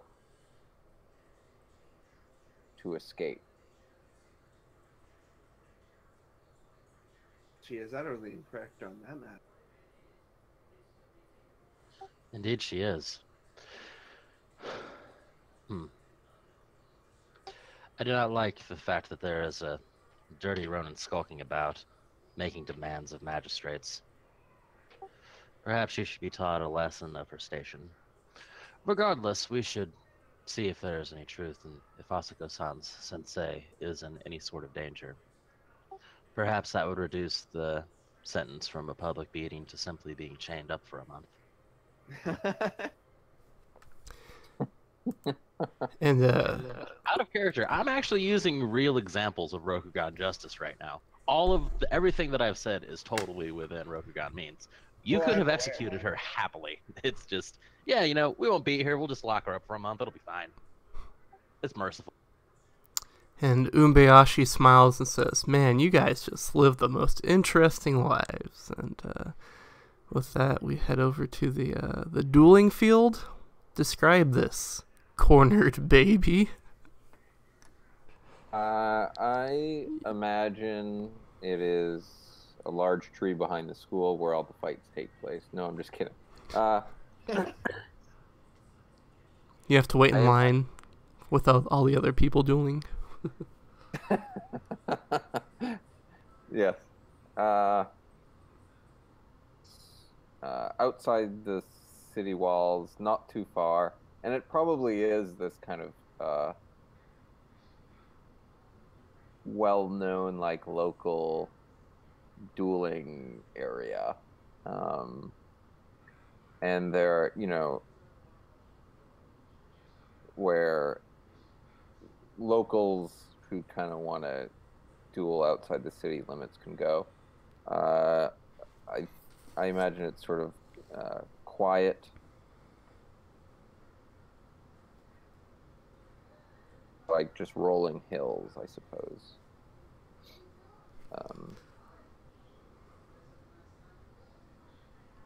I don't know what. Perhaps some farmland nearby. Whatever the crop would be. Sweet, I love it. Ken. What was your sensei's name? One more time. 1 second.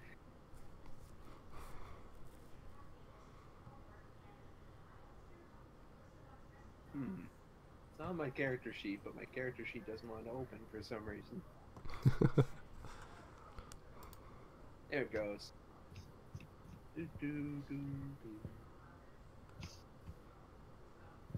Isawa Kazuyoshi. Very good, Kazuyoshi. Love it. So, you come to your dueling spot, and you know there on the ground you find no Ronin, but you do find a parcel wrapped up in string and kitten's whiskers, and I forgot how that song goes immediately. Anyway.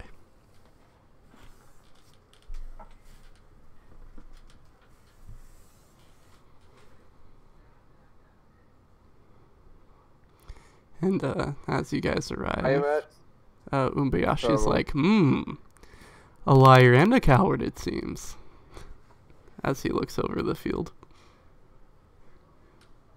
His head in disgust and says, "Lying dogs." He'll pick up the scroll. It's more like a baggie of some sort. It has a drawstring on it, and has a tag saying "Found it" with like an exclamation mark. Would you like to open it up?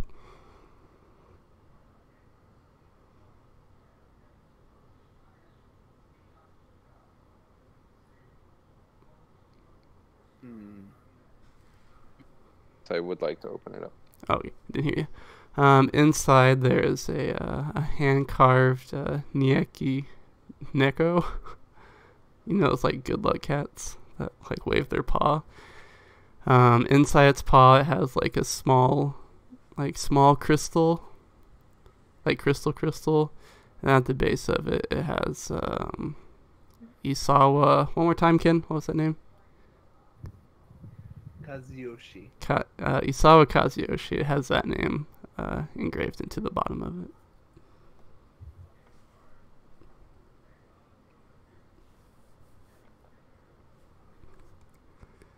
is most peculiar.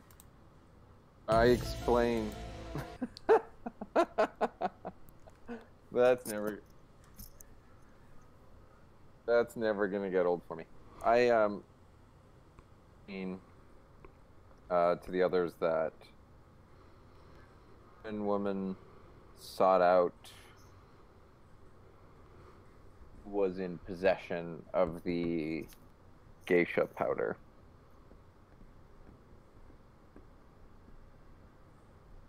I withheld the name. It would seem that she somehow still managed to find out who was in possession of it.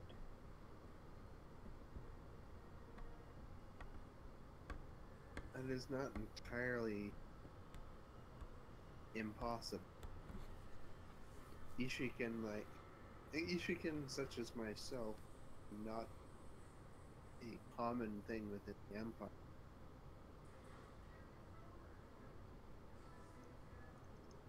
Assuming this woman has similar contacts in other places beyond her office, which is reasonable to assume considering they likely are easier to infiltrate than us.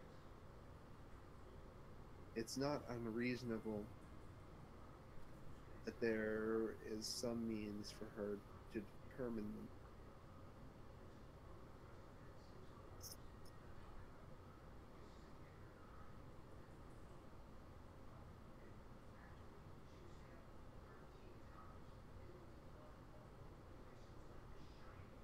Is there ability of the kami knowing something, kami within this area knowing something of the whereabouts of these Ronin, or really anything about these Ronin? We could speak to the water and have them give an image of where they walked off, the direction perhaps. We could speak to the ground to find how heavy their steps were and where their steps went. I am uncertain if the air here is the same as the air before, but that might be possible. I do not see any fire as far as I can tell. I do have a question regarding this Ronin. You mentioned when we were investigating the children, and I attempted to repair them to no avail, that what you felt from this woman at one stage was much the same as when I manifested the void. Yes. Is that correct? Yes. So it is possible then that this woman is an Ishiken. And it is then possible that she could be looking through the void the same as you, Asako-san. And is it possible that she could determine what it is we were doing through this connection to the void?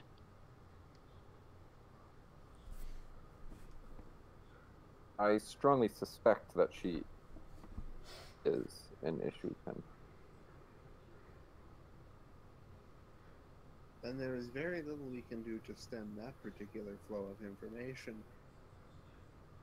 It may not even be directly as a result of any of the individuals within our office, and simply her making the connections through the void.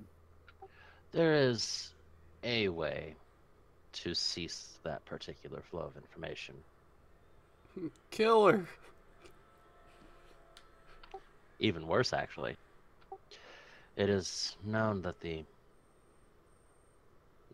I'm uncertain of if they would care about such things, but if we were able to restrain her and bring her back to Kyodanasawa, and we brought the case before the council, it is possible they would be able to remove the ability to speak to the kami with her. I can think of no greater insult, or I can think of no worse fate that could befall somebody than to have the gift and have it ripped away. Alternatively, there is the option of making her one with the void.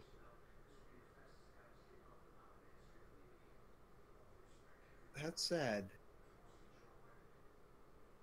can we truly count her among our enemies, considering her goals are in fact aligned with our own?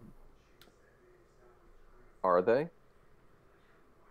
You seem quite certain that this Ishikendo is on our side, Asuko-san. While I Yes. understand that there are very few of your order that exist, and you wish to have a kinship with them, there are many people within the world. There are fewer Ishikendo, but I am certain that there are many different people among them. Yet her concern seems to primarily be with stemming the flow of the geisha powder. I believe our true enemy is the individual I met that.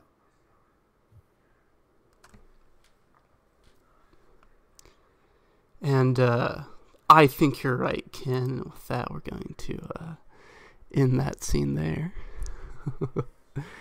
And then we get a neat scene of you guys marching across the Phoenix lands. Like the magistrates you are, having a great time at it, I might say. You know, it's springtime, so the mountains aren't too bad. It's a little chilly up there, but luckily, Sawatasai, mountaineering prodigy, got you guys all prepared, has the proper maps, and so Umbayashi was right when he said he was ready for a little hike, because Isawa Tasai managed to find the most beautiful, winding path in all the empire up to this temple, and you're so happy. Spring is falling to an end, and with it, we head into summer, so there's a whole lot of wars that are about to start up, but that's okay, because right now, the crisp air up in this mountain is beautiful, the grass is green, the trees are green as well, flowers are blooming, it's beautiful. And as you guys are coming up this path, you know that the temple of the Seven Thunders is up just ahead, and you guys kind of arc over a hill, and you get your real first shot at the temple, and it's just like a horror movie landscape as you guys the mountain's beautiful, but as you look up, there is like black clouds swirling above the temple, like the fist of an angry god's about to come down and like punch the landscape. It's like you can see thunder is like arcing back and forth through the sky, and it's not raining yet, but you can tell it will, and when it does, it's going to be unpleasant. And all that is to say that if you guys will look at your clocks, in 1 hour, the greatest deluge Rokugan has ever known is going to befall this mountain, and with it, much evidence will be expunged, and so your magistrates are on the clock. Dun, dun, dun. So at the foot of the temple, however, there's kind of at the bottom of this, there is kind of a shanty town currently set up. There's a bunch of tents and everything, and there you see our many monks are camping out in this humble-looking tent. And there's a winding mountain path that leads up to the Temple of Seven Thunders, and beyond that is the caldera, which the Thunder Spirit is said to reside in. Oh, let me change maps for everybody. Boop.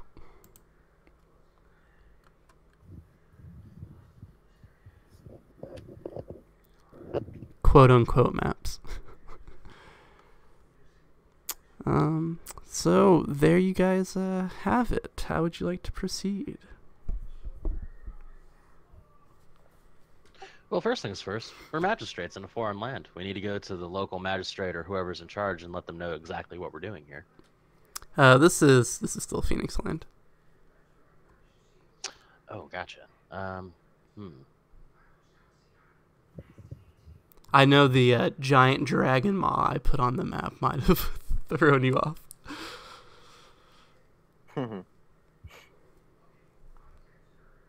We do what we've normally done in the past and read the case notes aloud.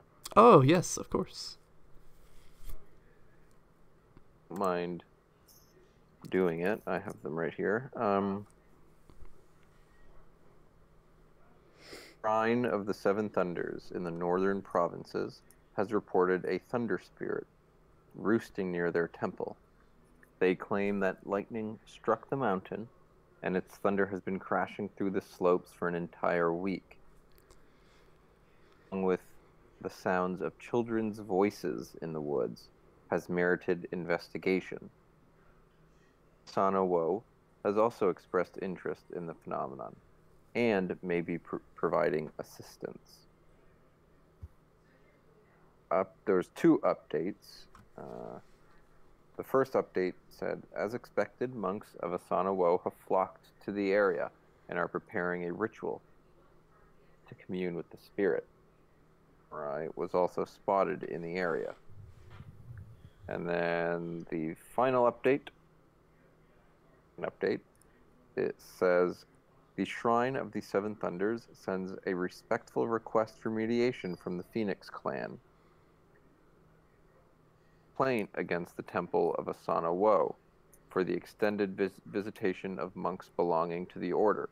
The Temple of Asana Wo respectfully submits a counter-petition requesting the Temple of the Seven Thunders to cease and desist in any further actions that would disrupt their holy rite. Sorry, that should be right with R-I-T-E.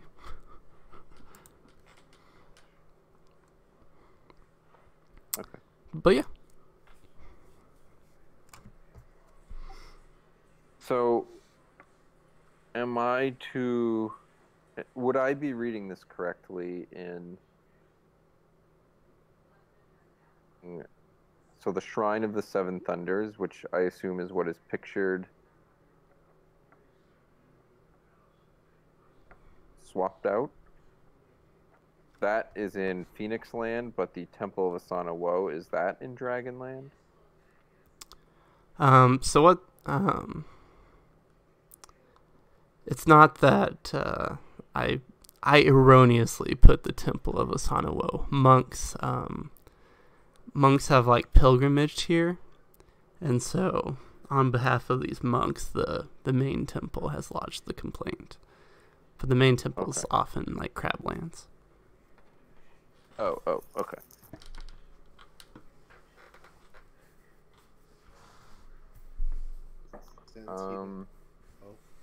Well, did we pass through forests on the way to the shrine?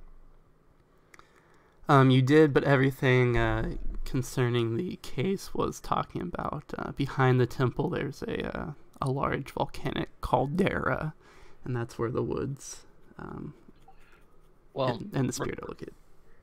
Well, also, regardless of whether or not it's the Dragon Clan, because I thought it was for a second because of that, but we still should find the head person in charge, let them know that we're here, and we should probably find out the whereabouts of this Dragon Samurai, and then speak to both monks, I guess, both sides of the ones for the Temple of Asana Wo and the ones of the Seven Fortunes. And then probably go and investigate the forest, because hearing children cry out in a forest is some pretty weird stuff. Probably needs to be investigated. I agree. You shall go to whoever's in charge. This is a secluded monastery up in the mountains who owe their allegiance to the Brotherhood of Shinsei. Sounds like we need to find the abbot then. Sounds like a plan. So you guys are heading towards the temple? That does seem sensible. Yes. It seems reasonable that the abbot would be at the temple. Oh, you'd think. So as you guys are traveling towards the temple itself, you of course have to pass through the tent village that rests, down the mountain from it. So, as you guys are heading through there, you guys make lore theology rolls, and we'll go from there. It's a T and a 15. I'm gonna go ahead and do a raise for whatever, really. Additional information, so on and so forth. I will also take a raise. Damn, should have taken 2. Hey! Last session was our first lore theology roll. That was a success, and now everybody's acing it. As you guys are going through the shantytown, you actually recognize that all these monks belong to the Order of the Seven Thunders. Which is weird, because their temple's up that way. Yeah, that seems pretty fishy. I'm gonna go ahead and try and talk to one of these monks. Of course, and the monk, respectfully points you towards the abbot, who's also camping out here, and the abbot looks happy to greet you guys, and he says, "Oh, the moderators have finally arrived. Honored samurai, welcome to our temple, as it is." And a greetings to you, honored father. And then I'll bow respectfully, and then I will say, I am curious, honored father. That is your temple. And yet, here you are, within tents outside of your own area. Tell me, why are you here and not inside of the temple in your usual quarters? Well, about a month ago, the Thunder Spirit arrived in our land. As it had, the Thunder Spirit had come once before, 40 years ago, and it destroyed our old temple. And so when it returned this time, I ordered that all of us evacuate the temple, lest the Thunder Spirit, almost wipe us out again. So we all fled from the temple and waited safely in the forest, and during its time, monks of Osanawo came to worship the spirit. And so, in the spirit of brotherhood, we offered our temple to them so that they may, live in comfort. So, when the Thunder Spirit left, the Temple of Osanawo still wished to continue their religious ceremony.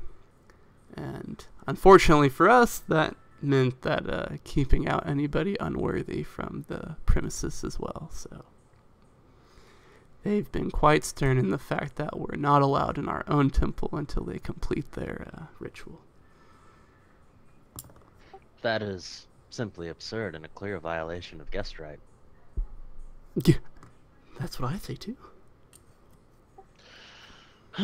Well, we will certainly be speaking to them on your behalf and figuring out exactly why they felt the need to kick people from their own home. Honored Father, there was mention in a report of a dragon samurai that has come within this area. Do you know where the dragon samurai currently resides? Oh, just lovely young man. Yeah, a few weeks ago he came through, talked to us for a bit, but he actually made his way up into the caldera, and might still be there today, I believe. What was his name? That name I immediately came up with was no good as far as canon's involved.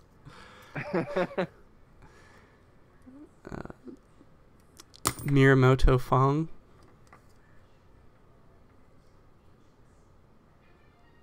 Interesting. We shall keep an eye out for him. Oh, please give him my regards if you see him. He was a well-mannered young man. Now, are we correct to assume that the Thunder Spirit no longer area? Yes. We saw it, lightning we perceive it as like striking the ground. We saw it a few weeks ago leave the mountains in much the same way and return to the sky.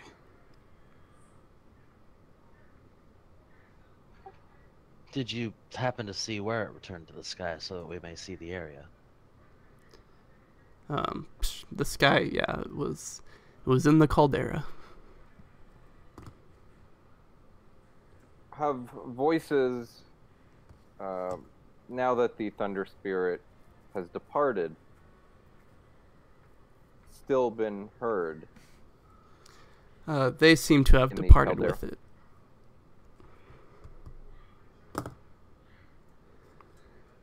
Okay.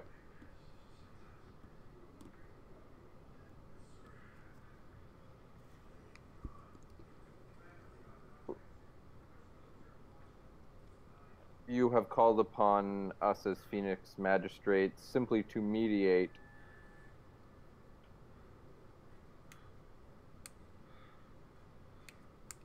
Yes, that's correct. We're happy to help fellow monks in their pursuit for enlightenment. However, we have requested that we be allowed to re-enter our temple, and we're not being allowed to.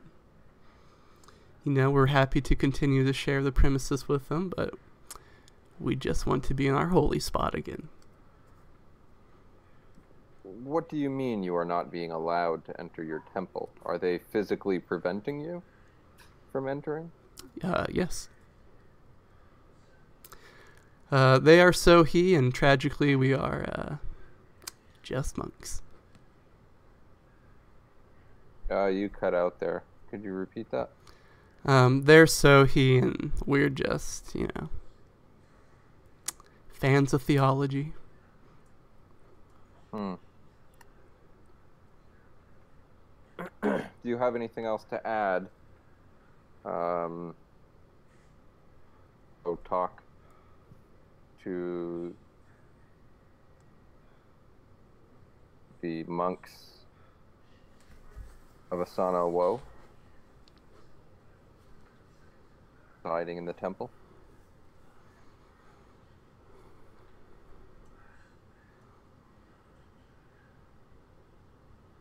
Could you hear me there? Oh. You were cutting out a little bit at the end Yeah. there. Do you have anything else to add before we go speak with the monks of Asana Woe? No, I believe you've asked all the right questions, Samurai-san. I'll look to see if and kind of indicate that I am done with my questions.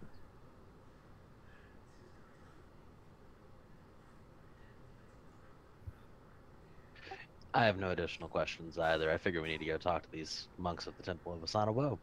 Figure out exactly what's going on. There's nothing else that comes to mind for me either. All right, so with that, we will quickly make our way to the temple. And before you actually head off, the abbot does stop to sigh for one moment, and he just wishes to, give his appreciation to you for visiting, visiting the monks, and that he hopes at a better time you would like to return, so that the monks may more properly appreciate your presence. After all, Sheba himself was brave enough to go after the Seven Thunders once they fell, so they appreciate you bringing his presence into their temple, and that they hope, hope they can garner a favorable relationship with you in the future. It's a great honor. Of course, I am also honored by your praise, and I am here and we shall do our best to our duty to the clan and the justice of this matter. Perfect. Ancestors guide you. And with that, you guys head up the winding path up towards the temple. And gosh darn it, wouldn't you know it, as you guys are, about 100 feet away from the gates of the very beautiful temple. There are 3 Sohi monks with Bacentos who approach you and respectfully ask that you halt.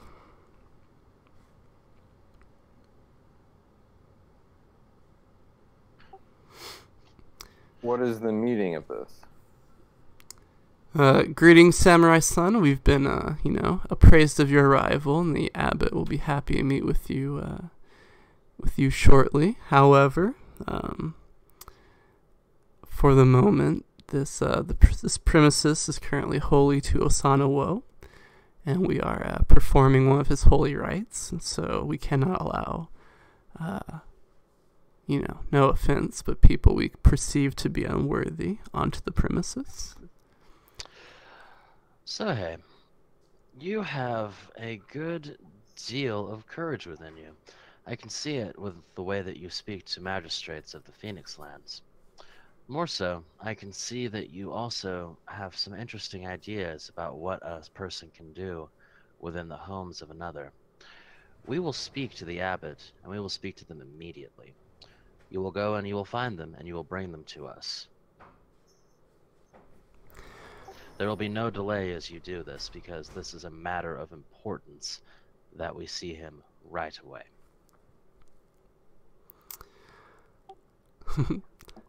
Yes, sir. I will receive the abbot, but there will be a delay. The rite will not go uninterrupted because mortals will it so. And I appreciate that you believe that you're in the right here, but we answer to a fortune, and you answer to a functionary. I answer to the Kami, so hey, I would suggest that when you speak upon a subject, you do not speak on it unless you know the real answer. And more so, you say that you believe that there are those who are unworthy. I am a Shugenja of the Asawa Shugenja Academy. I can command the fist of Asano Wo to come down upon somewhere and guide his lightning to those who he deems unworthy. Do you have that ability, Sohei? No, because I cannot speak to the Kami. Although Then it within seems that myself, there's- I can control, control the key. You were born with a gift, and through mastery of, my worship and myself, I've gained miraculous powers that you do not have. It is not proper for two people to compare gifts that others do not have. Indeed, it should be. It is improper to pass judgment upon others based upon what they do not have. So tell me then, Sohei, why do you believe that you have the authority to restrict access to somewhere because you feel someone unworthy? I do not have the authority. I serve my abbot, who has the authority. But if you do wish to prove yourself worthy, he looks over at your bushi. A feat of martial strength would be respected, or if you do indeed summon lightning down to hit me, I'm sure that would be appreciated as well. I pull out my scroll and I start muttering. All right.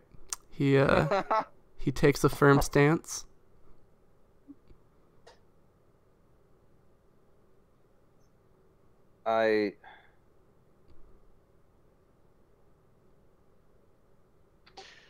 Hey, so Isawa Sai is next to me, is he not? He is next to you. I'm going to interrupt this, and I say, come to this. Can you not just let us through? How much longer before this rite is over? Well, let's see. If you'd patiently wait 45 minutes, the abbot can see you then. We cannot wait 45 minutes.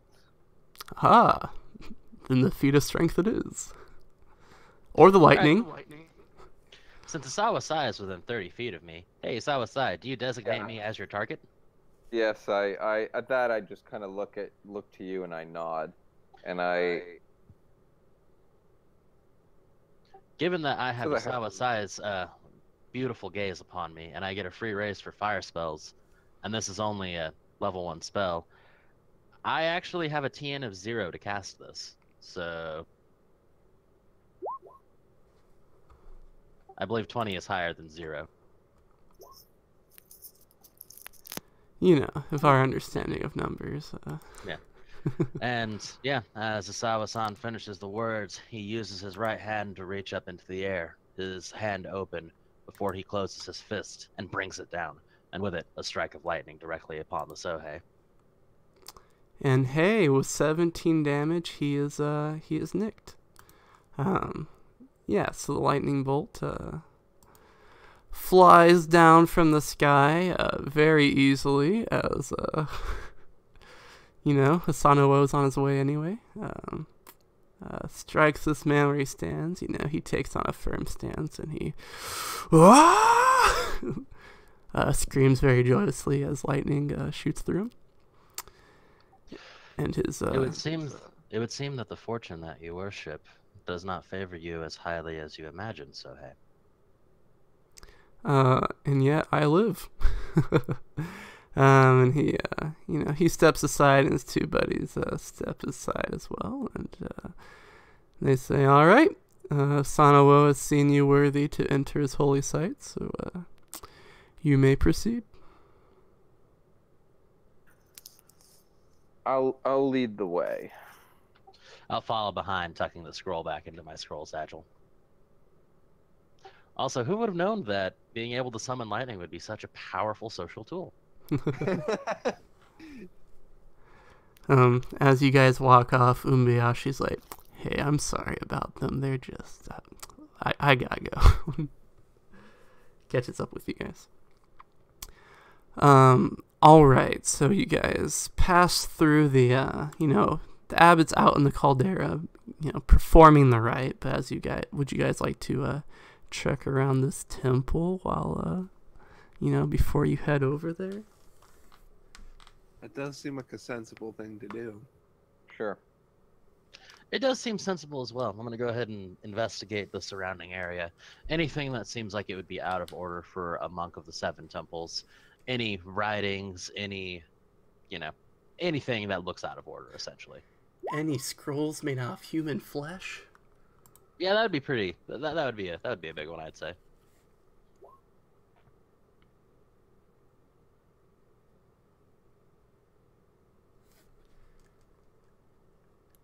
Okie doke.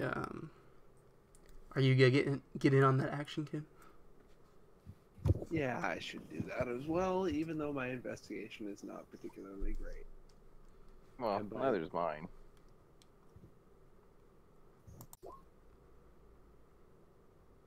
Oh, okay. Man, you guys decided to be investigators, and I'm guessing you only took a single point investigation. Yes, because I also thought that this was going to have a lot more of my void being useful, which it is being very useful. Unless it's leaking secrets. I'm getting lots of secret information, but I'm not very good at the actual investigation part that ends up getting people actually convicted. It's a lucky thing Shujenko was with you. Yeah. I also just sort of built my character to be like very well rounded, and then I thought I'd kind of specialize as time went on. So that's kind of where I'm at. There you go. To improve it quickly. And given that your character is also extremely self-conscious about his relative level of usefulness, that actually works pretty well from a role-playing standpoint. Oh yeah. Yeah. So Sawachisai, you're looking around the temple. You see many bacentos and holy relics, mainly of the Seven Thunders, but you do see a few, you know, charms of Osano-Wo and the such that are currently there now. As you look through the temple, you notice that's been treated with extreme respect. All the signs of like Osano-Wo, you know, their like cots and everything are, you know, obviously put in places that to where they're not disparaging the presence. For all intents and purposes, the Temple of Osawa has been perfect house guests, other than the fact that they won't let the people who own the house into the house. For Shujinko, you actually notice as you're coming along this wall, it's kind of like a picture art thing, a picture. It's a wall of art that kind of tells the story of this order. So it has the Seven Thunders, saving all of reality from fooling. Isawa sealing, fooling into the scrolls. The Age of Peace, all of that. The Order of the Monk, and then very recently, you'd say, it looks about 30 years old. This wall. You come across a painting that actually. You find it very interesting. It looks like the card Divine Judgment from the Yu-Gi-Oh! Let's see. Oh shit, I'll just do the link. Perfect. Alright, looks a little something like that. But what strikes you most, it's an image of a spiral shape. In the sky, and from this shape there's a lightning bolt coming down onto the temple of the former temple and destroying it completely. I'm gonna go ahead and point that out to everybody and notice the similarity between the swirling sky in the painting and the swirling sky that we have upstairs, and then say, I believe that these monks wish to destroy this temple. We cannot allow that property damage to be. We must stop this ritual.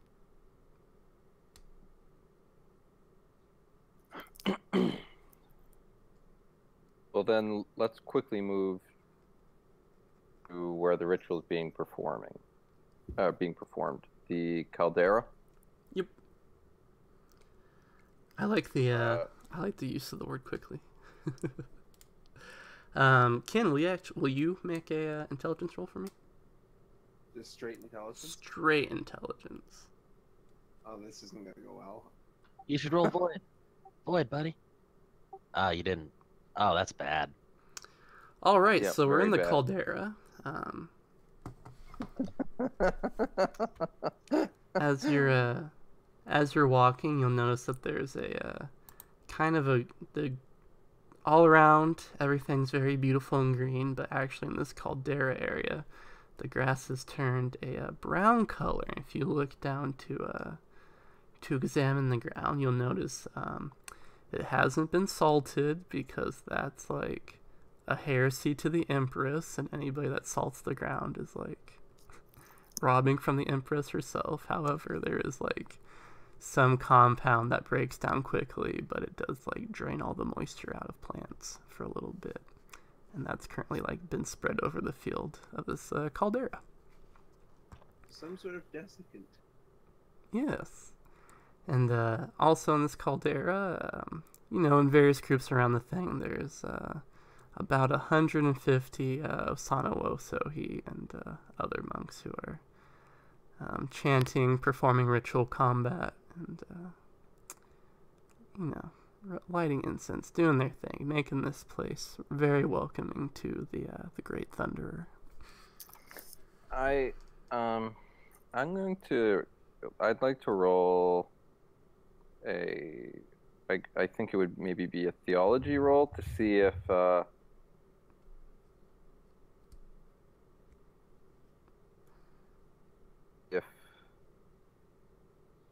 that ground is part of the ritual. Oh, go ahead, buddy. Yeah, you've heard about this before. The idea. Sorry? That seems really high. Oh, it's because it's intelligence, I guess. Do you have a 4 intelligence? Because that is damn high. Oh, I don't, but I have my I have a 3 in intelligence, and my ancestor gives me a bonus Oh, sweet. to any intelligence roll I make.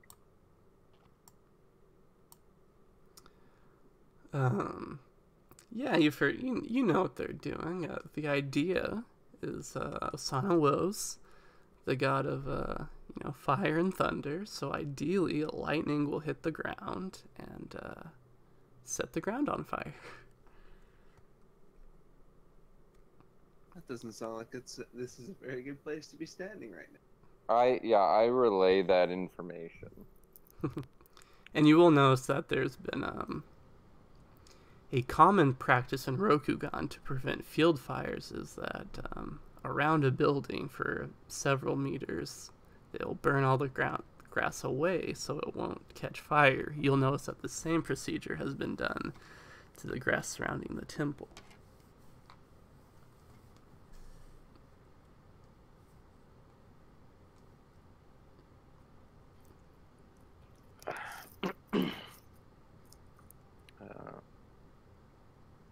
I believe this falls under your purview, and I look to the two Shugenja.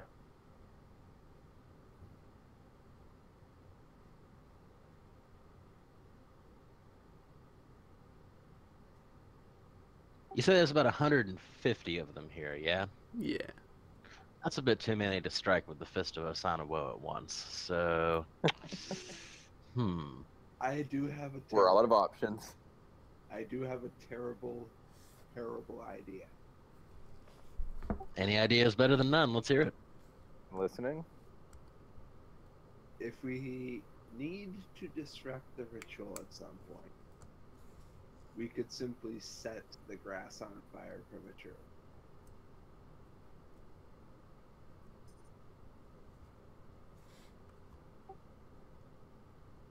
That would be wise, yes. Perhaps we should... But first we should attempt to try and reason with them, I would say. This does seem sensible. Killing everybody really would disrupt it.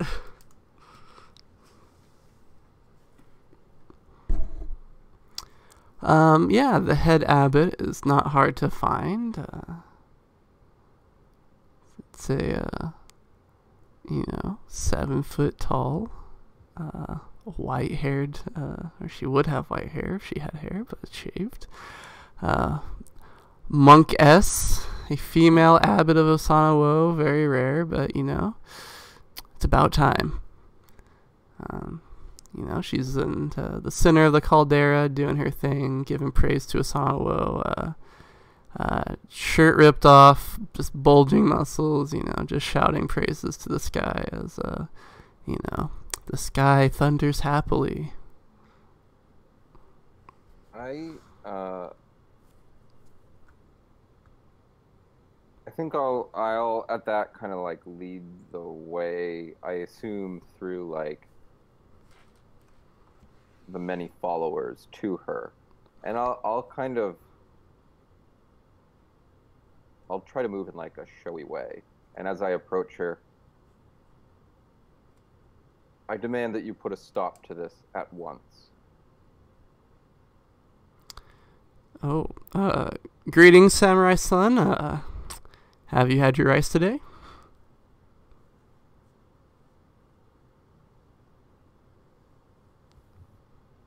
The What is monks the meaning laugh. of this? Here. What is this right? Well, Osana Woe has blessed these lands, as shown by the Thunder Spirit arriving here. So, we've been offering our praise to the Great Thunderer, and in return, he has shown in his, great pride to make an appearance for us here in 25 minutes. And please, if you've gotten past our guards, that means you are worthy, so feel free to join in the festivities. If we have gotten past the guards and we have been deemed worthy, and given that we hold a higher status within you, and we say to stop at once, does that not mean you should stop at once, Abbot? It does not. We've all been found worthy. You are among brothers and sisters now. I am among honored monks. I am not among equals, nor is any of my companions here among equals. Tell me, Abbot, what is it that you wish to accomplish with this ritual? Oh, we just simply wish to, praise the divine being which we worship, and in return, we wish to know that our worship is pleasing to him. And she points towards the sky, and she says, and I believe we're on the right path. I believe that you are on the path to destroying the temple to the Seven Fortunes, which is not your home, nor is it anywhere what you should be allowed to possess. You have broken the guest right of the monks of the Seven Fortunes by kicking them out of their home. You are in the wrong here, abbots, and I strongly recommend that you take your leave. Surely, your fortune that you worship can be worshipped elsewhere, rather than, say, a populated home of peaceful monks. I will endure no more insults. We've taken every precaution to ensure that their temple comes to no harm. This rite has been performed in the same way before. We know what we are doing, and no harm will fall to it. Location. Has Pardon? it ever been performed here? No, it has not. Not to our knowledge.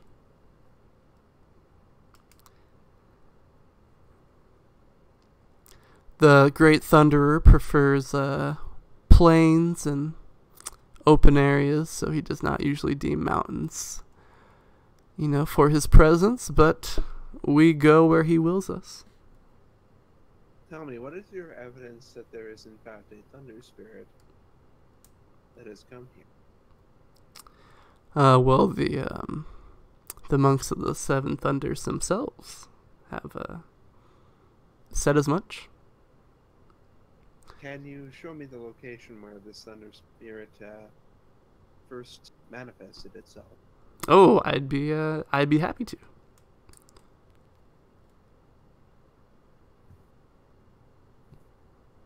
If that's okay. Looking And at there's an expectant look out of Sako-san. Certainly it shall. Lead us there. So she says, she hops off her soapbox and she says, "My children, I leave you for the moment, And a new guy comes up on stage, and everybody cheers, and they get out bow staffs and start beating the dude as he cheers fervently for them to hit him harder, and everybody's very happy about the display. Oh, so this giant of a lady leads you through the crunchy grass of the caldera, quite some ways away, but luckily we're only constrained by real-world time and not Rokugan time, so it's as if the entire journey happens in a matter of seconds as you guys walk through this wide-open plain. How long does it take for us to get there in terms of minutes? It's about a 15-minute walk.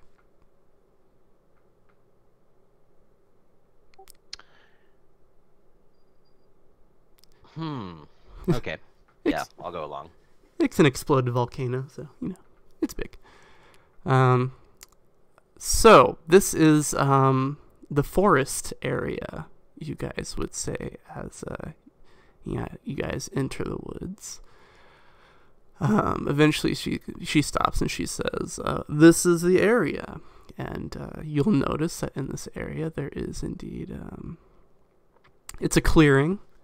Many of the trees are bent over at odd angles, and many of them have scorch marks on them, in fact.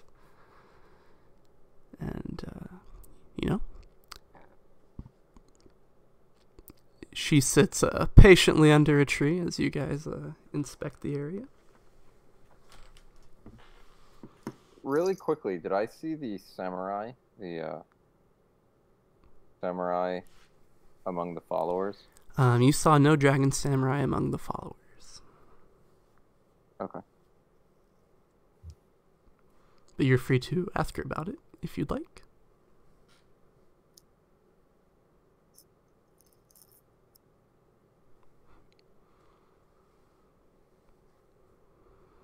And if not, that's okay. In the meantime, Didn't hear any of that. Can you say that again? You're free to ask her about it if you'd like to. No, I won't at the moment. Okay. Keep it close to the vest. in the meantime, I'm going to sense void and see what I can feel around here. Okie doke.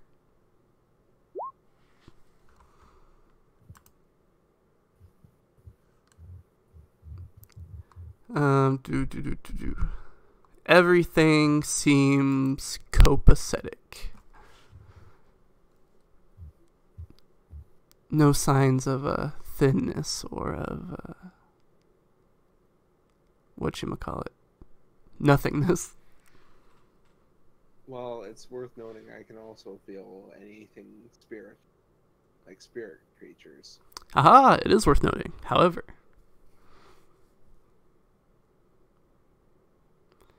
you do feel like have you experienced this? You have. You're at the burnt down house. Isawa Tisai would also recognize this feeling. It's hard to breathe in this area. You can breathe just fine, but the air just seems very oppressive in this area. And, some would say that's due to the ozone created when lightning struck the area. Maybe.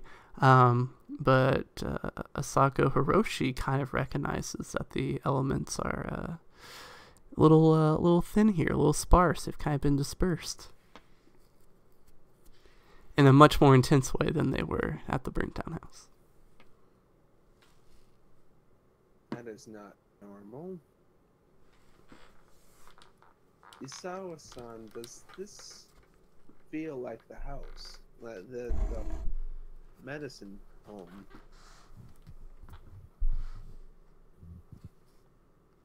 I'll go ahead and try and speak to fire, because if there's burns on all of the... Actually, no. I'll try and speak to the earth and see if it feels dispersed, or rather difficult to talk with them. Cool. It's going to be, minus 4K4, but... 4K4? Then, nah, I'm not even going to bother with that. I can't... There's no spell that I could cast in this area, then. And then I'll say, it does. It feels as if someone has told these spirits to leave, and they have.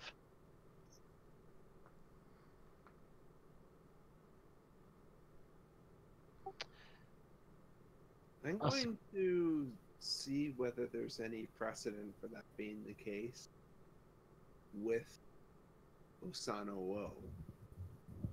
Okay, go ahead and roll that theology. I'm going to void point it.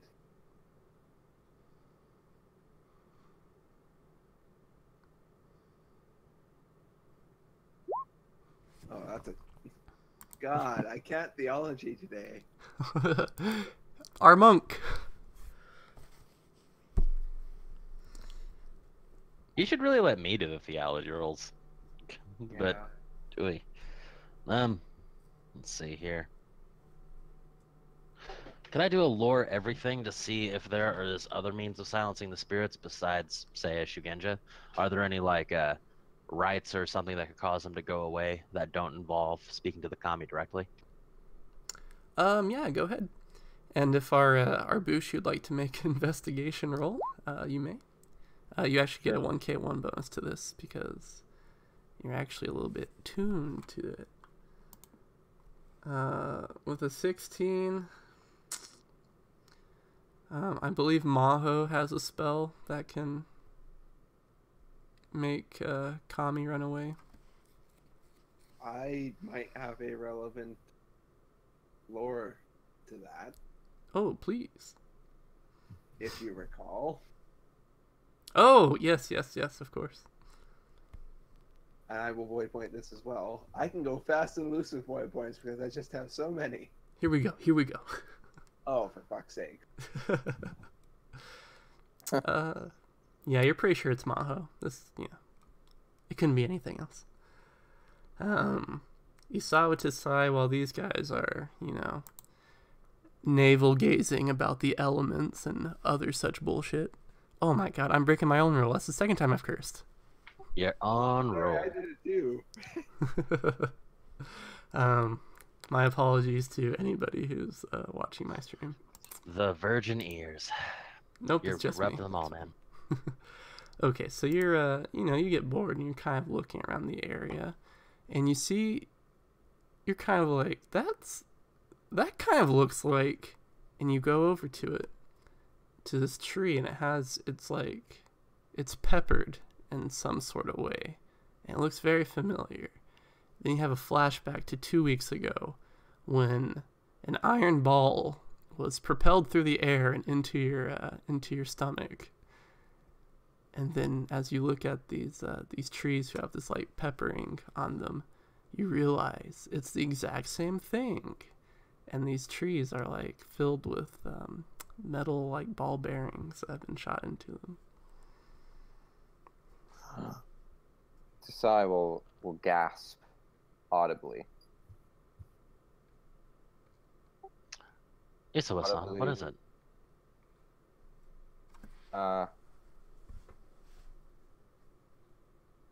Yes.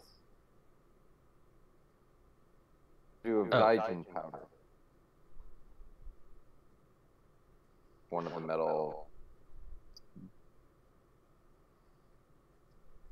And I'll say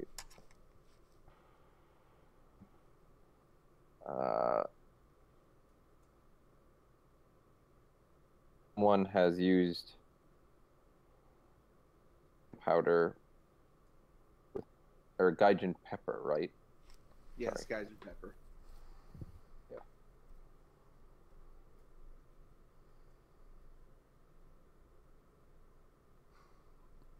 And it's not just like, it's a lot.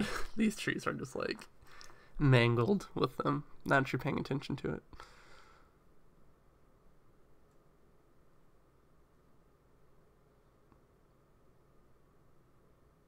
Is the abbot with us currently? Yeah, she is. Honored Abbot, I do believe it is possible you may be being tricked. And she looks offended. How do you mean? We have seen this particular pattern before.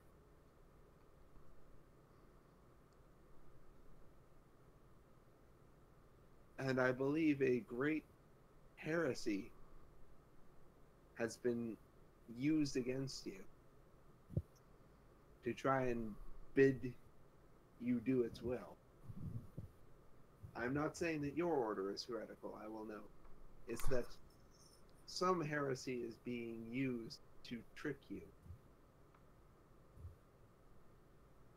And she stands up and looks a little panicked. There are signs that Gaijin pepper has been used. Did you know of this? And she looks genuinely, she's shocked. She's like, no, I had no idea. And she's like, that would explain the thunder. But then why would Osana Wo respond to us if he didn't? Unless we. Oh. The further rumbling may not even necessarily have had to do with continued thunder. If there was a loud noise, it could have triggered rock slide.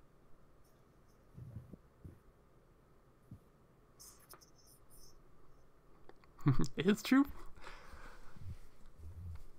Peculiarly, it would appear that the kami have been banished from this place so as to make it very difficult for one with spiritual prowess to determine that something is amiss. I think there is a deep conspiracy here to make truly pious monks such as yourself perform something that their lord and master would not deem acceptable. I think it necessary for us to stop this ritual as quickly as possible.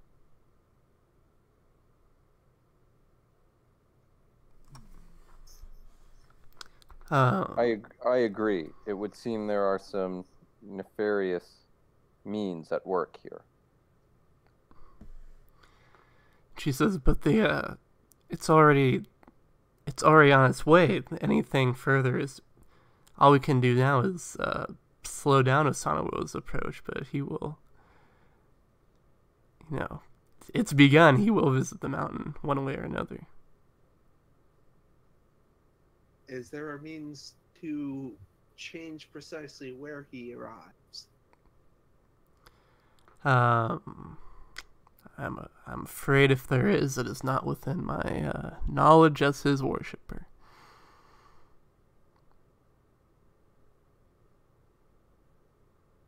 If you are bringing him here when he has not bidden it so, what will happen?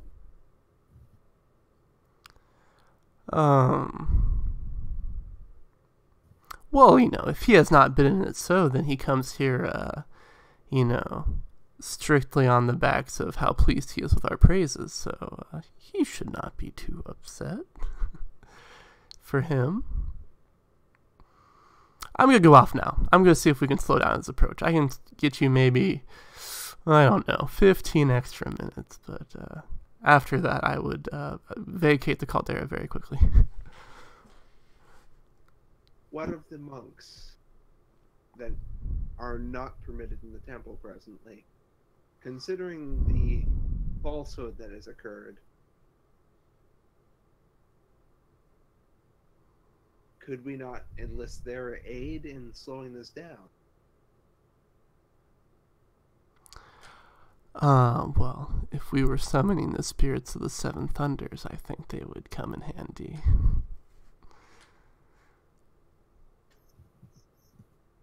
Out of character, I guess, what should I know about the Seven Thunders?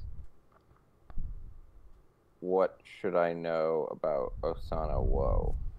It's like the Seven Thunders that refers to, the original kind of seven founders of the great clans. No, it was, if you recall, when I'm not remembering the name of the wise teacher now. Shinsei? And when Shinsei came to talk to the kami about how to defeat Fu Lang, he mentioned that because they were gods, they could not do so, and that they should each have a human representative from their clan because fortune favors the mortal man.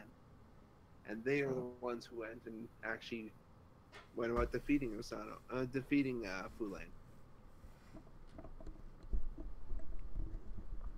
So those are referred to as the Seven Thunders, and so this is a shrine ship, and Asanawo is... The Seven Thunders Temple is all about, exalting that man is, powerful in its own right, and that the Seven Thunders are, examples of, examples that humans should be held up to. The Temple of Asanawo. Asanawo was a man, and then because he committed, great feats of, in his life, the emperor declared after his death that he was a fortune. And so he was a man who was, elevated to godhood, so they, venerate him as a person because he's, a god. Okay.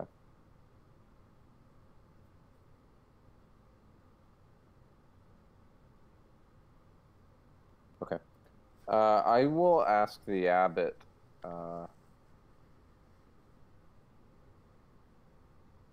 we were told that there was a dragon in the area. Yes, Miyamoto Fong. He wrestled two of my best men to their backs. It was exquisite. Where is he?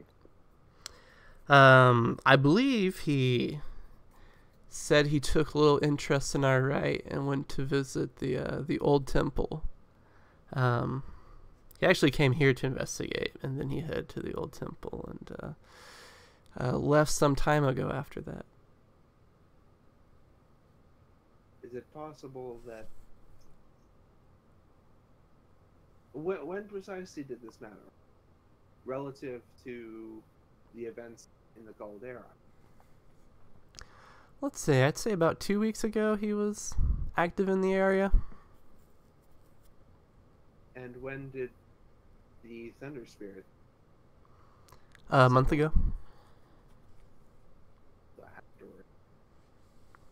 Oh, sorry, the Thunder Spirit was at the start of spring, so it's been about 3 months. 3 months?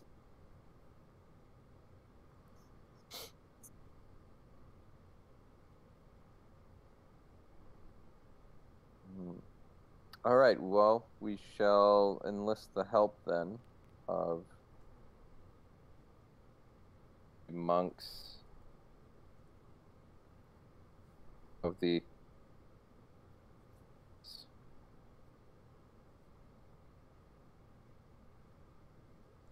Okay.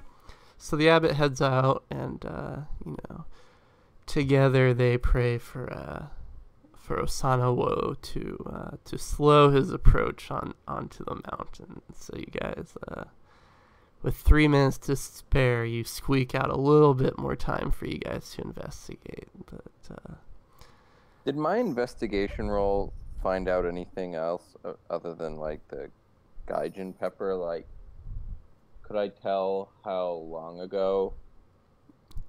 did you make races? No. Ah. Would you like to make an additional roll? No, at this point, I feel like we're just going to the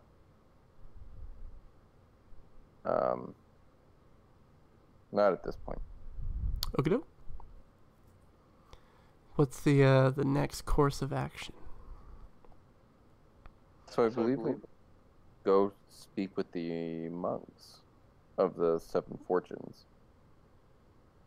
Out of character, since I was AFK real quick, did anyone bring up the possibility that it might have been the discharge of Gaijin Pepper that people believed was a thunder spirit, and it might not be wise for this ritual to continue since Osanawa might be pissed? That is what I implied. And Okay, they're, gotcha. they're apparently the train has already left the station as far as the ritual goes, and all they can do is delay it 15 minutes. Ah, jeez. Well, maybe give it a target that isn't the temp. That doesn't seem likely. Talk Yes. to the other monks right now. Yeah, it's a smart plan. Okay, so you go to visit the monks of the Seven Fortunes, or the Seven. Yeah, you got me saying it now. The Seven Thunders. Which Sorry. when I assigned this temple like a month ago, I wonder if I thought I was clever by naming it that, or what the deal is. But oh well. So what would you like to discuss with these fine fellows?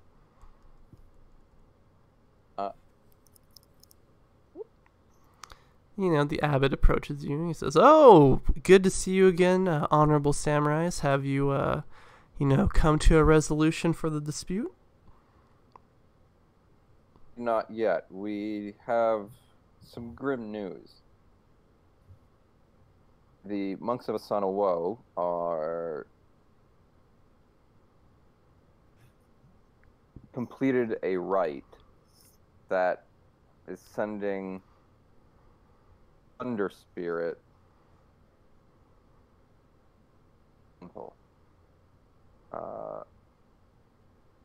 capable of delaying it. We have about 15 minutes time before it arrives. Oh dear. You could do regarding steps, make it change directions, apps, end the ritual completely, I fear the temple could be hit by the spirit. Correct? I feel No, like the there's certain lore things that I'm not aware of. the abbot pretty much assured that the temple wouldn't come to harm during the rite. Correct. Yes, they did assure that the temple wouldn't come to harm during the rite, but that was before Gaijin Pepper was involved, and the possibility that there was indeed no thunder spirit. It's entirely possible that, while yes, the thunder would not bring harm to the area itself under normal circumstances, that such an affront to Asana Wo will infuriate him, and thus his fury will be called down in full, rather than as a pleased fury, one would say.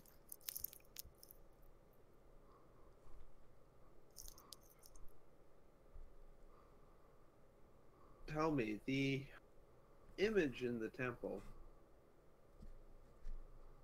what does it signify as far as your particular conception of theology?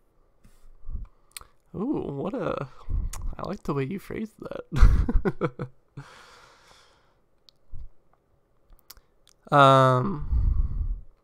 Well, we have no true tenets that discuss the spirit in itself, but as far as our reasoning for it, we thought that this area was, perhaps important to it, or we did something in our worship to displease this particular thunder spirit, and so it rained fire down upon our temple and destroyed us, but we held no significant theological points about it other than being a random act of the universe. But perhaps with a revisiting, we should maybe rediscuss its application towards our life. Do you know of any reason why someone might wish to force the summoning of Asana Wo here?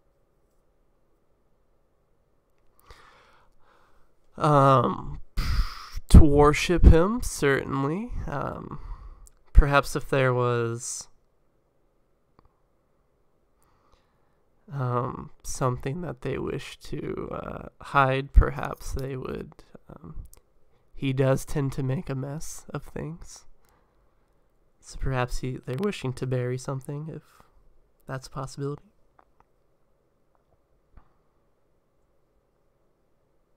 I have another question regarding the location of the old temple. Very well. Where is the old temple? The old temple is off in a corner of the caldera. We thought perhaps, the caldera is a beautiful spot of nature. We thought perhaps by building upon it, we displeased the spirits, so that's why we decided to build the new temple at the gates of it, so that the caldera can remain pristine to nature.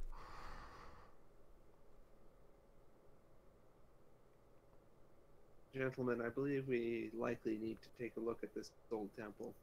Yes, I agree. I would agree as well. Let us waste no time. Abbot, if you would kindly lead us there. Yeah, sure.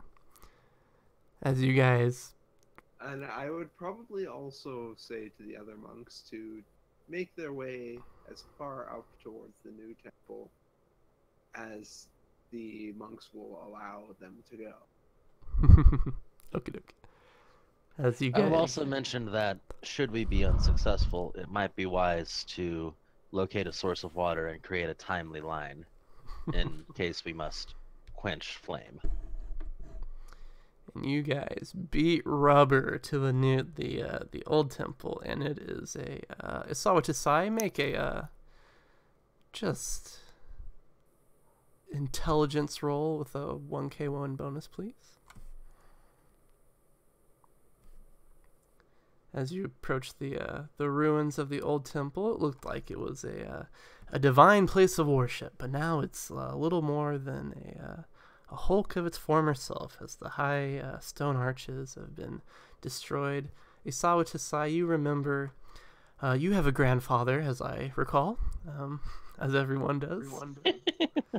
You remember him telling you the story of how the Gaijin fleet of the White Stag, laid siege to Otosan Uchi, and he described the carnage of how some buildings were destroyed by their foul weaponry. And then, he saved the entire country by raining fire down upon them. And, yeah. It's one of your favorite stories. And as you're looking at this temple looks surprisingly similar to some of the carnage that he described to you. You notice that there's big circular holes in it and then scorch marks coming off of it, and which is a really key thing. But the main difference is that Otosan Uchi is by the ocean, and this is several hundred kilometers inland in a mountain.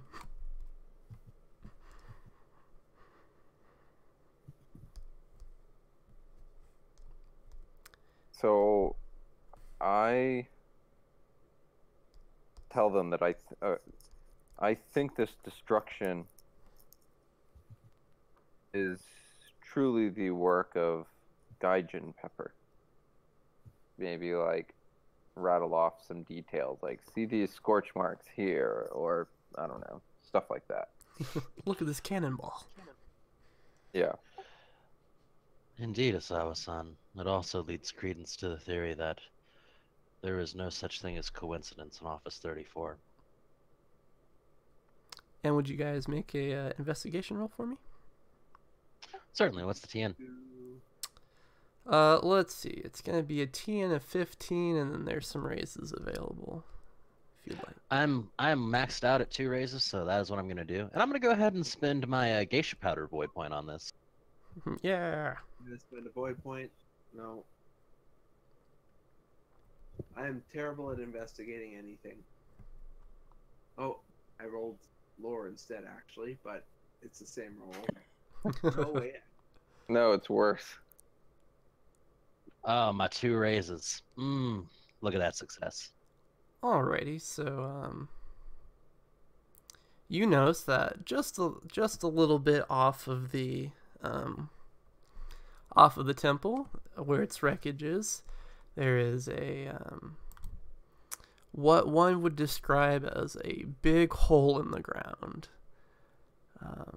It's about 2 meters deep in the ground, and it's very wide, and it looks like it was dug with a spade or the Rokugani equivalent of it. It's in a relatively uniform rectangular shape. I don't know, with your second raise, you also notice. Oh, Sai also did poorly on his investigation.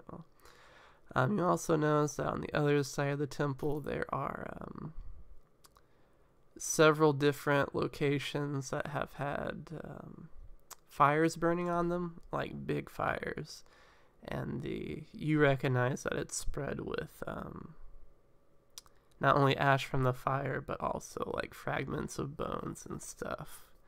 And like, cremation ash as well. I'm assuming that if I were to look into said hole, I would not be happy with what I saw, correct? There's no more dead bodies there, if that's what you mean. I'll go ahead and point this out and then say, such a unclean act within a temple. He shakes his head. That is certain to cause much spiritual imbalance. Isawa-san, you said that in the forest it appeared that there was Gaijin pepper. And I cannot help but notice and think that a large amount of lightning is going to strike a certain location. Is it possible that there was sabotage done within here and there is pepper within the walls of the temple? This is so... That is certainly possible. However, we did not notice any when we looked through the temple. We must get everyone to the old temple rather than the new. Yes. Yes, we should. We need to move quickly. Sorry, while I was flipping on that rain, what was the reasoning for bringing people to the old temple? Because it's where the actual temple is. It is a spiritually significant place. At least that's my assumption, right, Asuko-san? That is essentially what I was thinking. It's the actual spiritually significant place, thus likely to be more protected from whatever comes. Sweet, love it. Well, they also said that they were worried that the new temple was had gaijin pepper in it. It's entirely possible. I was kind of worried about the fact because there's gaijin pepper showing up in I can't remember the name of the other town, but now there's also gaijin pepper in the woods here, and there's the sounds of a thunder spirit, which in my OOC brain as a person who has been around firearms sounds exactly like what a firearm going off sounds like. And yeah, given the fact that there was pepper here, and even though we did not find any in the main temple, the fact is it could be hidden for whatever reason.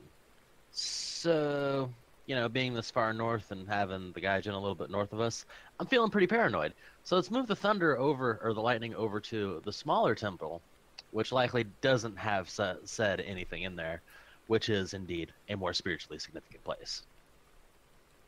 Yeah. All That right. sounds wise. I considered the notion that perhaps there was hidden gaijin pepper somewhere or would ignite it. However, having searched the new temple and not finding any, but perhaps it is better to be cautious. And I'll run to the new temple and try to clear it out. The main reason for abandoning the old temple was belief that the spirits were angered, but that belief is based on falsehood.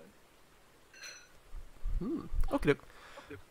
So you grab the monks, and the monks of Osana Wo are much more willing to let them into the area now because they've learned that the entire basis of this ritual was all a sham, and so perhaps they don't hold as much spiritual high ground as they thought they did at the beginning. Also, I did strike lightning upon one of them, so, you know, show of force. They've learned that I'm willing to draw a bolt of lightning upon somebody if they don't let me through. Yeah, they're really worried about that. So, the Seven Thunder monks all head into that temple, and the people of Osana-wo are like, well, it's raining, if you haven't heard. They're of the mind that, their god's coming to visit them, so that's really rad. And it's just in time as I try to talk this last minute away. Because in my hearts of hearts, I can't cheat a minute. And you, as you're camping out in the temple, everybody's in the shell of it. You see some remains of where a dragon samurai... Oh, you lost me. Of where a dragon samurai was camping out for a week or so. Unfortunately, he didn't leave a journal detailing the details of his life, but, there's a small stove and, some refuse, but there we go. Let's see. We hit that. And then we hit that. We turn that off. Ooh, let's see. Let's get that into a little quieter. All right. As you guys are hunkering down for it, you look towards the sky as this, suddenly all the water that was being kept up in the heavens suddenly just pours down to the ground. And lightning strikes several times all over the place as the clouds kind of form into a fist in the sky, and the fist flies out of the clouds, looking like thunderheads, and lightning and thunder is roaring within the fist as the monks are giving great cheers as this fist collides in with the mountaintop, and fog covers the land, and electricity arcs throughout the mountaintops, and you guys can see through the fog that's kind of fallen upon the temple or the mountaintop. You guys can see a fire starts to roar in the wildfire, and the fire approaches the old temple as you guys are kind of huddled in there. And the grass has been dried, so it approaches with most haste. And as it looks like it's about to overcome, you guys are like, oh, we made a bad mistake. The campaign's over. We tried our best. And out from the smoke and the fog, you kind of see seven figures kind of standing around the temple, and the fire looks like it's about to overcome them. But like a good dog, the fire kind of just like crashes like a wave before it hits these figures, and starts to consume itself. And this lightning arcs about, and the rain pours down, and the fire burns. Oh, there went the rain. It's over now. You guys are safe. It goes on for about an hour, and finally, the morning, the day finally breaks through the clouds, and a new world is born as you guys exit the temple, safe and sound. It's sort of a hellscape outside, as all the grass has been burnt to ash, and all the trees have been struck by lightning and no longer have any leaves on them, and any further evidence there was to find in the forest or in the caldera itself has been washed away by the grace of Asana Wo. But the important thing is that everybody lived. The monks of Asana Wo looking very happy with themselves in various states of burnt and electrified, but Asana was a cool dude. They hung out. The new temple stands tall and proud.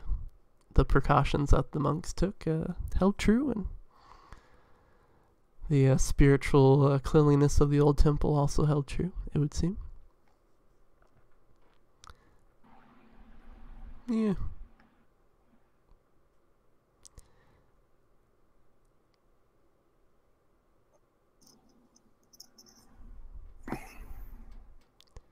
And with their And of course, I'm assuming that with their ritual complete, the monks of Osana Wo will kindly leave these lands and let the other monks go back to their homes. yeah, of course. We're like, all right, we done what we needed to do. It's been a pleasure. Thank you for the hospitality. You're welcome in the Temple of Asana Wo at any time.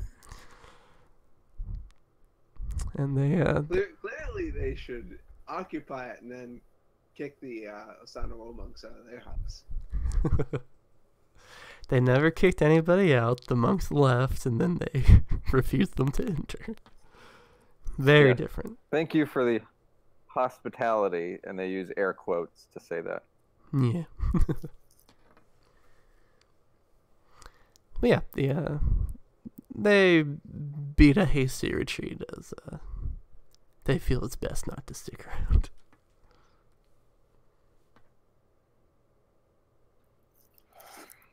And the abbot of the Seven Thunders goes, "Whoa, that was an experience. Well, if you guys ever think about retiring into the Temple of Asana Wo, I feel that your application will be taken with most haste.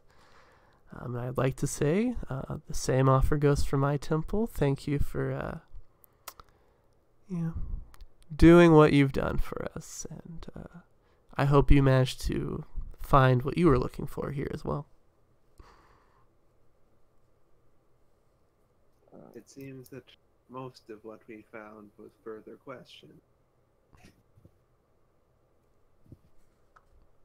And that's just a perfect way to end the episode. Unfortunately, Oh, okay. you guys. After that, are there any lingering questions before the debrief? I wanted to take around. Wait, so was it my imagination, or did we find like evidence of blood magic somewhere? I discovered that it's entirely possible that blood magic could have been used to move the spirits around the area. I actually did want to talk to the group about that. I was imagining we were, sitting at a dinner table, eating rice together, and just kind of talking about the current mission and whatnot. And the main question that is within Isawa Shujinko's mind is that how is it that the spirits were told to leave the area? We encountered no Shugenja. We encountered none who seemed to possess the Kansen's gift. He'll say that dripping with sarcasm. And Gaijin Pepper as well. It was here. Clearly someone was using it, and yet we found nobody that happened to have any of it, nor did we happen to really resolve that lingering mystery. We finished the case, but I do fear that this is all connected in one way or another.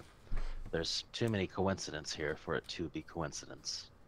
I do think we need to send word to find this Jack the Samurai, because we clearly need to speak to him. I also think we should probably do the prudent thing and contact an Emerald Magistrate about the fact that we have reason to believe there was Gaijin Pepper here. Even the use of Maho. That we have less direct proof. That is correct. We have less direct proof. But if an Emerald Magistrate comes up here in search for Gaijin Pepper, or investigating that, and Amahu Sukai was here, certainly their skill would be such as they would find the evidence for that. It is worth noting, though, that I believe in this period of history, the Phoeni-X were very much not very friendly to the idea of someone else investigating Maho, because they have the supreme magical authority. It is true. In that case, retconning that a little bad. Indeed, that is the case. However, we have less direct evidence of it. Therefore, I do not see it worth the Asako Inquisitor's time when there are many other things to investigate. We have no definitive evidence save a hunch. I'm unfamiliar with all the capabilities of Maho. Could it be that the unearthed graves are also of Maho? Shujinko would pause for a moment. Is that possible? I'm going to roll a lore everything check on that. I'll also roll a lore with my final void point for the day. I'll also spend a void on this, and I'm going to go ahead and just do 2 raises preliminarily, because I have, Oh my Jesus. Also, Ken, I want you to make a intelligence roll one more time. Oh, I didn't actually roll my void point there, but I'll roll that quickly. So add whatever the result of this die is, or the 3 if it's less than 3.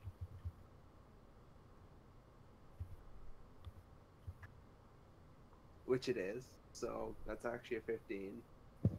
I got a 36 with 2 raises. Does that work for the general knowledge? This is concerning the grave, right? Yes, whether or not the grave could be linked with Maho, given that the graves were unearthed. And, No. Usually, Maho's very concerned with blood, but if you're going to be unearthing corpses, it's usually to make zombies out of them. However, you saw in the back of the temple, there's actually signs that the bodies of the grave had been cremated. So if they were using the dead bodies for Maho, it's not something that you could conceive of, because it's weird that a Maho Tsukai would go to the lengths of cremating a corpse after they were done with it. And Kin remembers the back in Nikesake, he consulted with the Void. I figured that was what this was about. Alrighty, then he remembers it without my prodding. Yeah. I remember seeing the Dragon Samurai digging, but he seemed to be burying. Oh, wait, no, he seemed to be digging up. I don't remember exactly. I only vaguely remember that. I do remember seeing the Dragon Samurai and digging. Out of character, you saw him digging, and you saw a mass grave, which we found, which is empty. And since you made that intelligence roll, I'm happy to tell you that you remember he was uncovering the mass grave.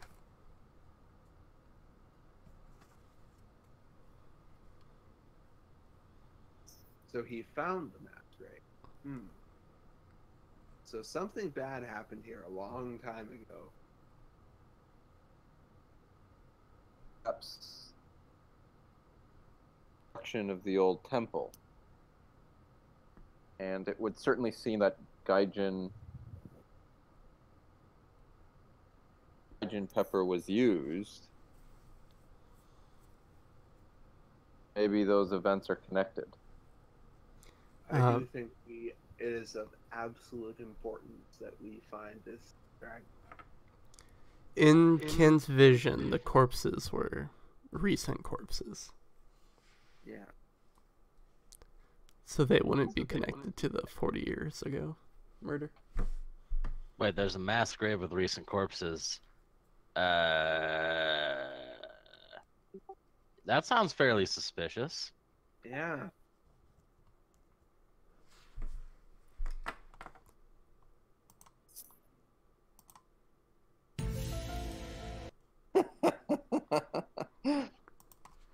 I do not believe that Maho would be related to the opening of the graves of Sawa-san.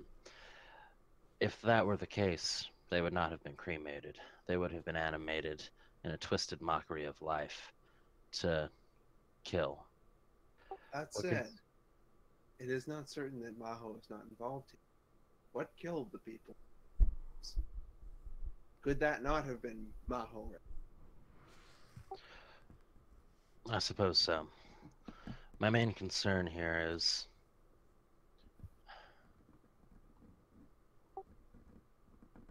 you are right. We need to speak to the Dragon Samurai. All right. What? Oh. Okay. And with that, you guys are before Asako-Jun, who, is ready to receive the report of today's case. So take it away, fellas. Debriefing? The debriefing for case number 3.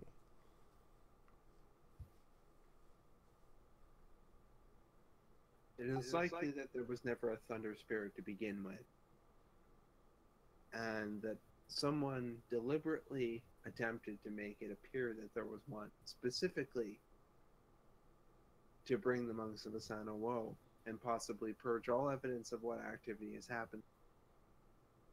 Unfortunately, what those activities that were seeking to hide is not entirely clear. It is quite possible that there is a dragon samurai out there who knows more, but likely not entirely what is going on. I think it is of paramount importance that we find this particular samurai. The dispute between the two monk clans, between the two monk orders, is entirely cleared up at this point. And the monks have in fact departed back towards their ordinary home. Another significant piece of information regarding this case is the fact that once again, the destruction was accompanied with signs of Gaijin pepper. Additionally, The spirits themselves were banished from the place to make it more difficult for a Shugenja to determine what has happened.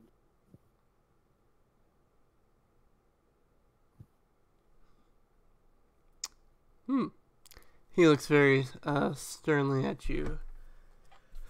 At the three of you, at the four of you, as Umbayashi nods his head in agreement of what's been happening, and he just like shakes his head at Umbayashi because he hates his guts.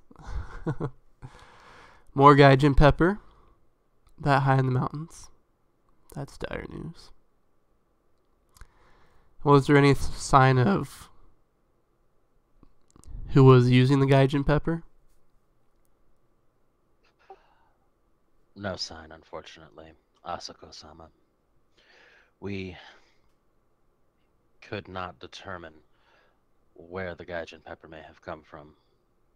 That is why we believe that we need to speak to this dragon samurai. We believe they will have additional information into the blasphemy that occurs with its use.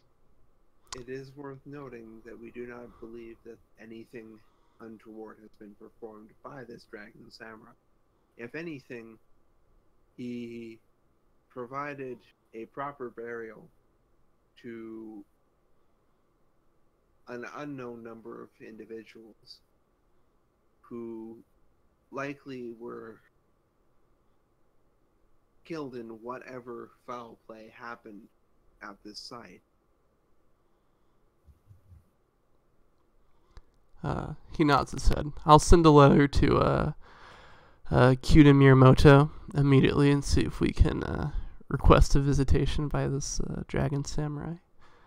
And he looks seriously for a minute and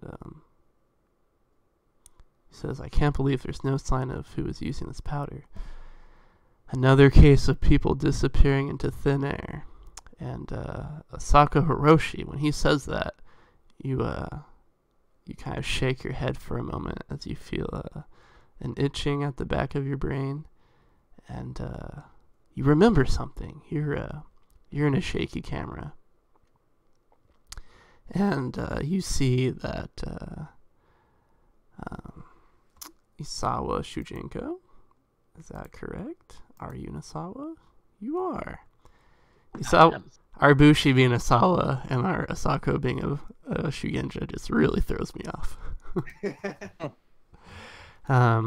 You see Isawa Shujinko and Isawa Tasai. You see the two of them are on their knees in a daze. Tasai has his hands over his ribs, and blood is leaking through it. And from your modern perspective, you recognize that's where he got gored by a boar. And the two of them kind of have a dreamy look on their face as you recall them having kind of looking similar to this at a tea shop one time. And then you look in front of you, and there's a young monk, or there's an older looking. I call everybody young. There's a 40-something monk lady with white hair wearing a nice blue overcoat. Currently in front of you, there's two Phoeni-X magistrate-looking fellows. One of them has a cut along their arm, and they're currently bandaging it up, but they have... the other one has their katana out already, and you see that's covered in blood presently.